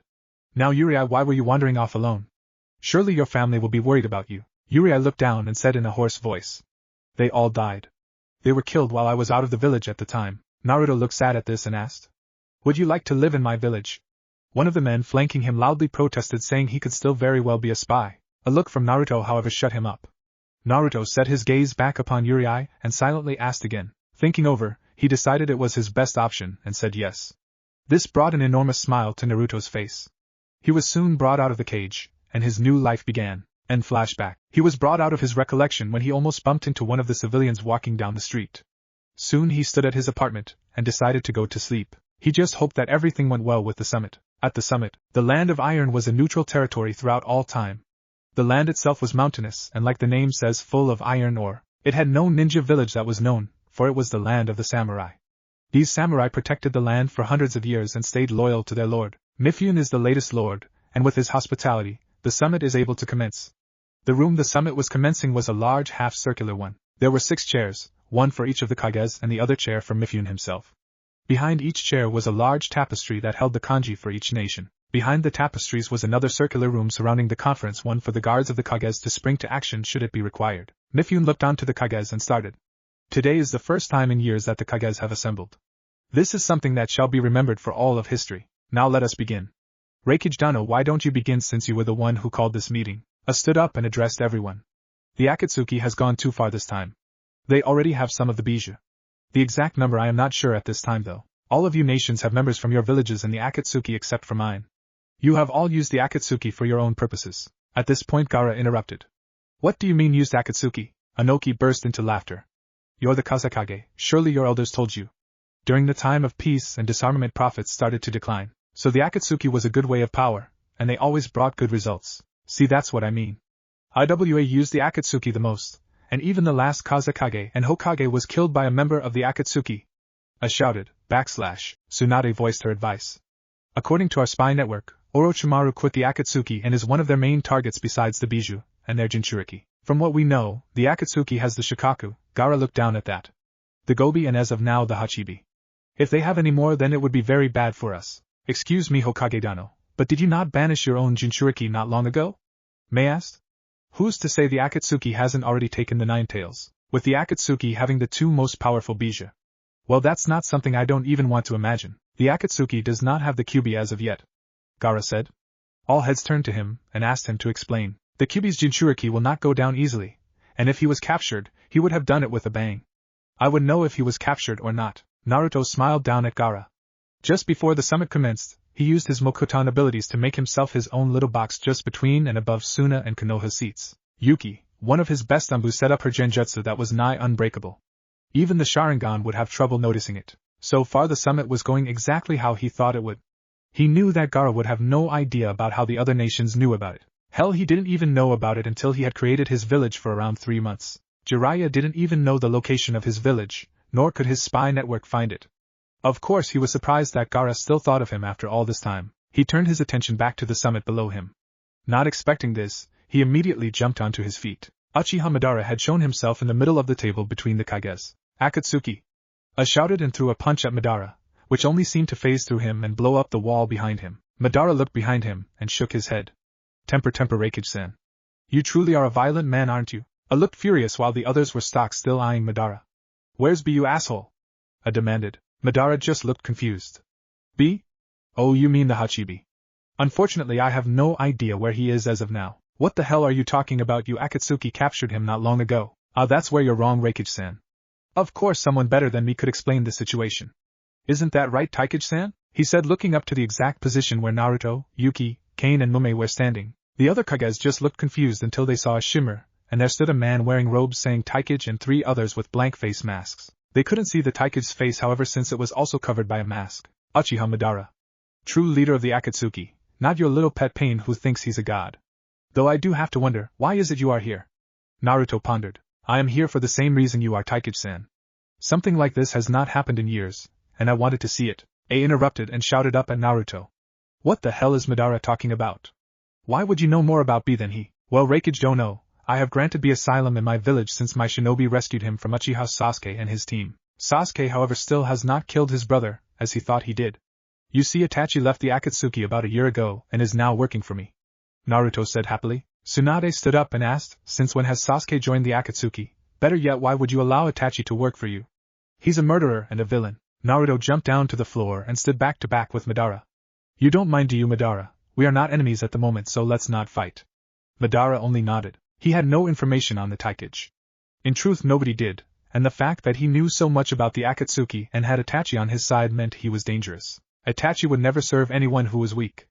Excellent, Madara-san. Now in truth, Itachi is a true shinobi. He only did as he was told, to destroy the coup d'etat that his father was planning.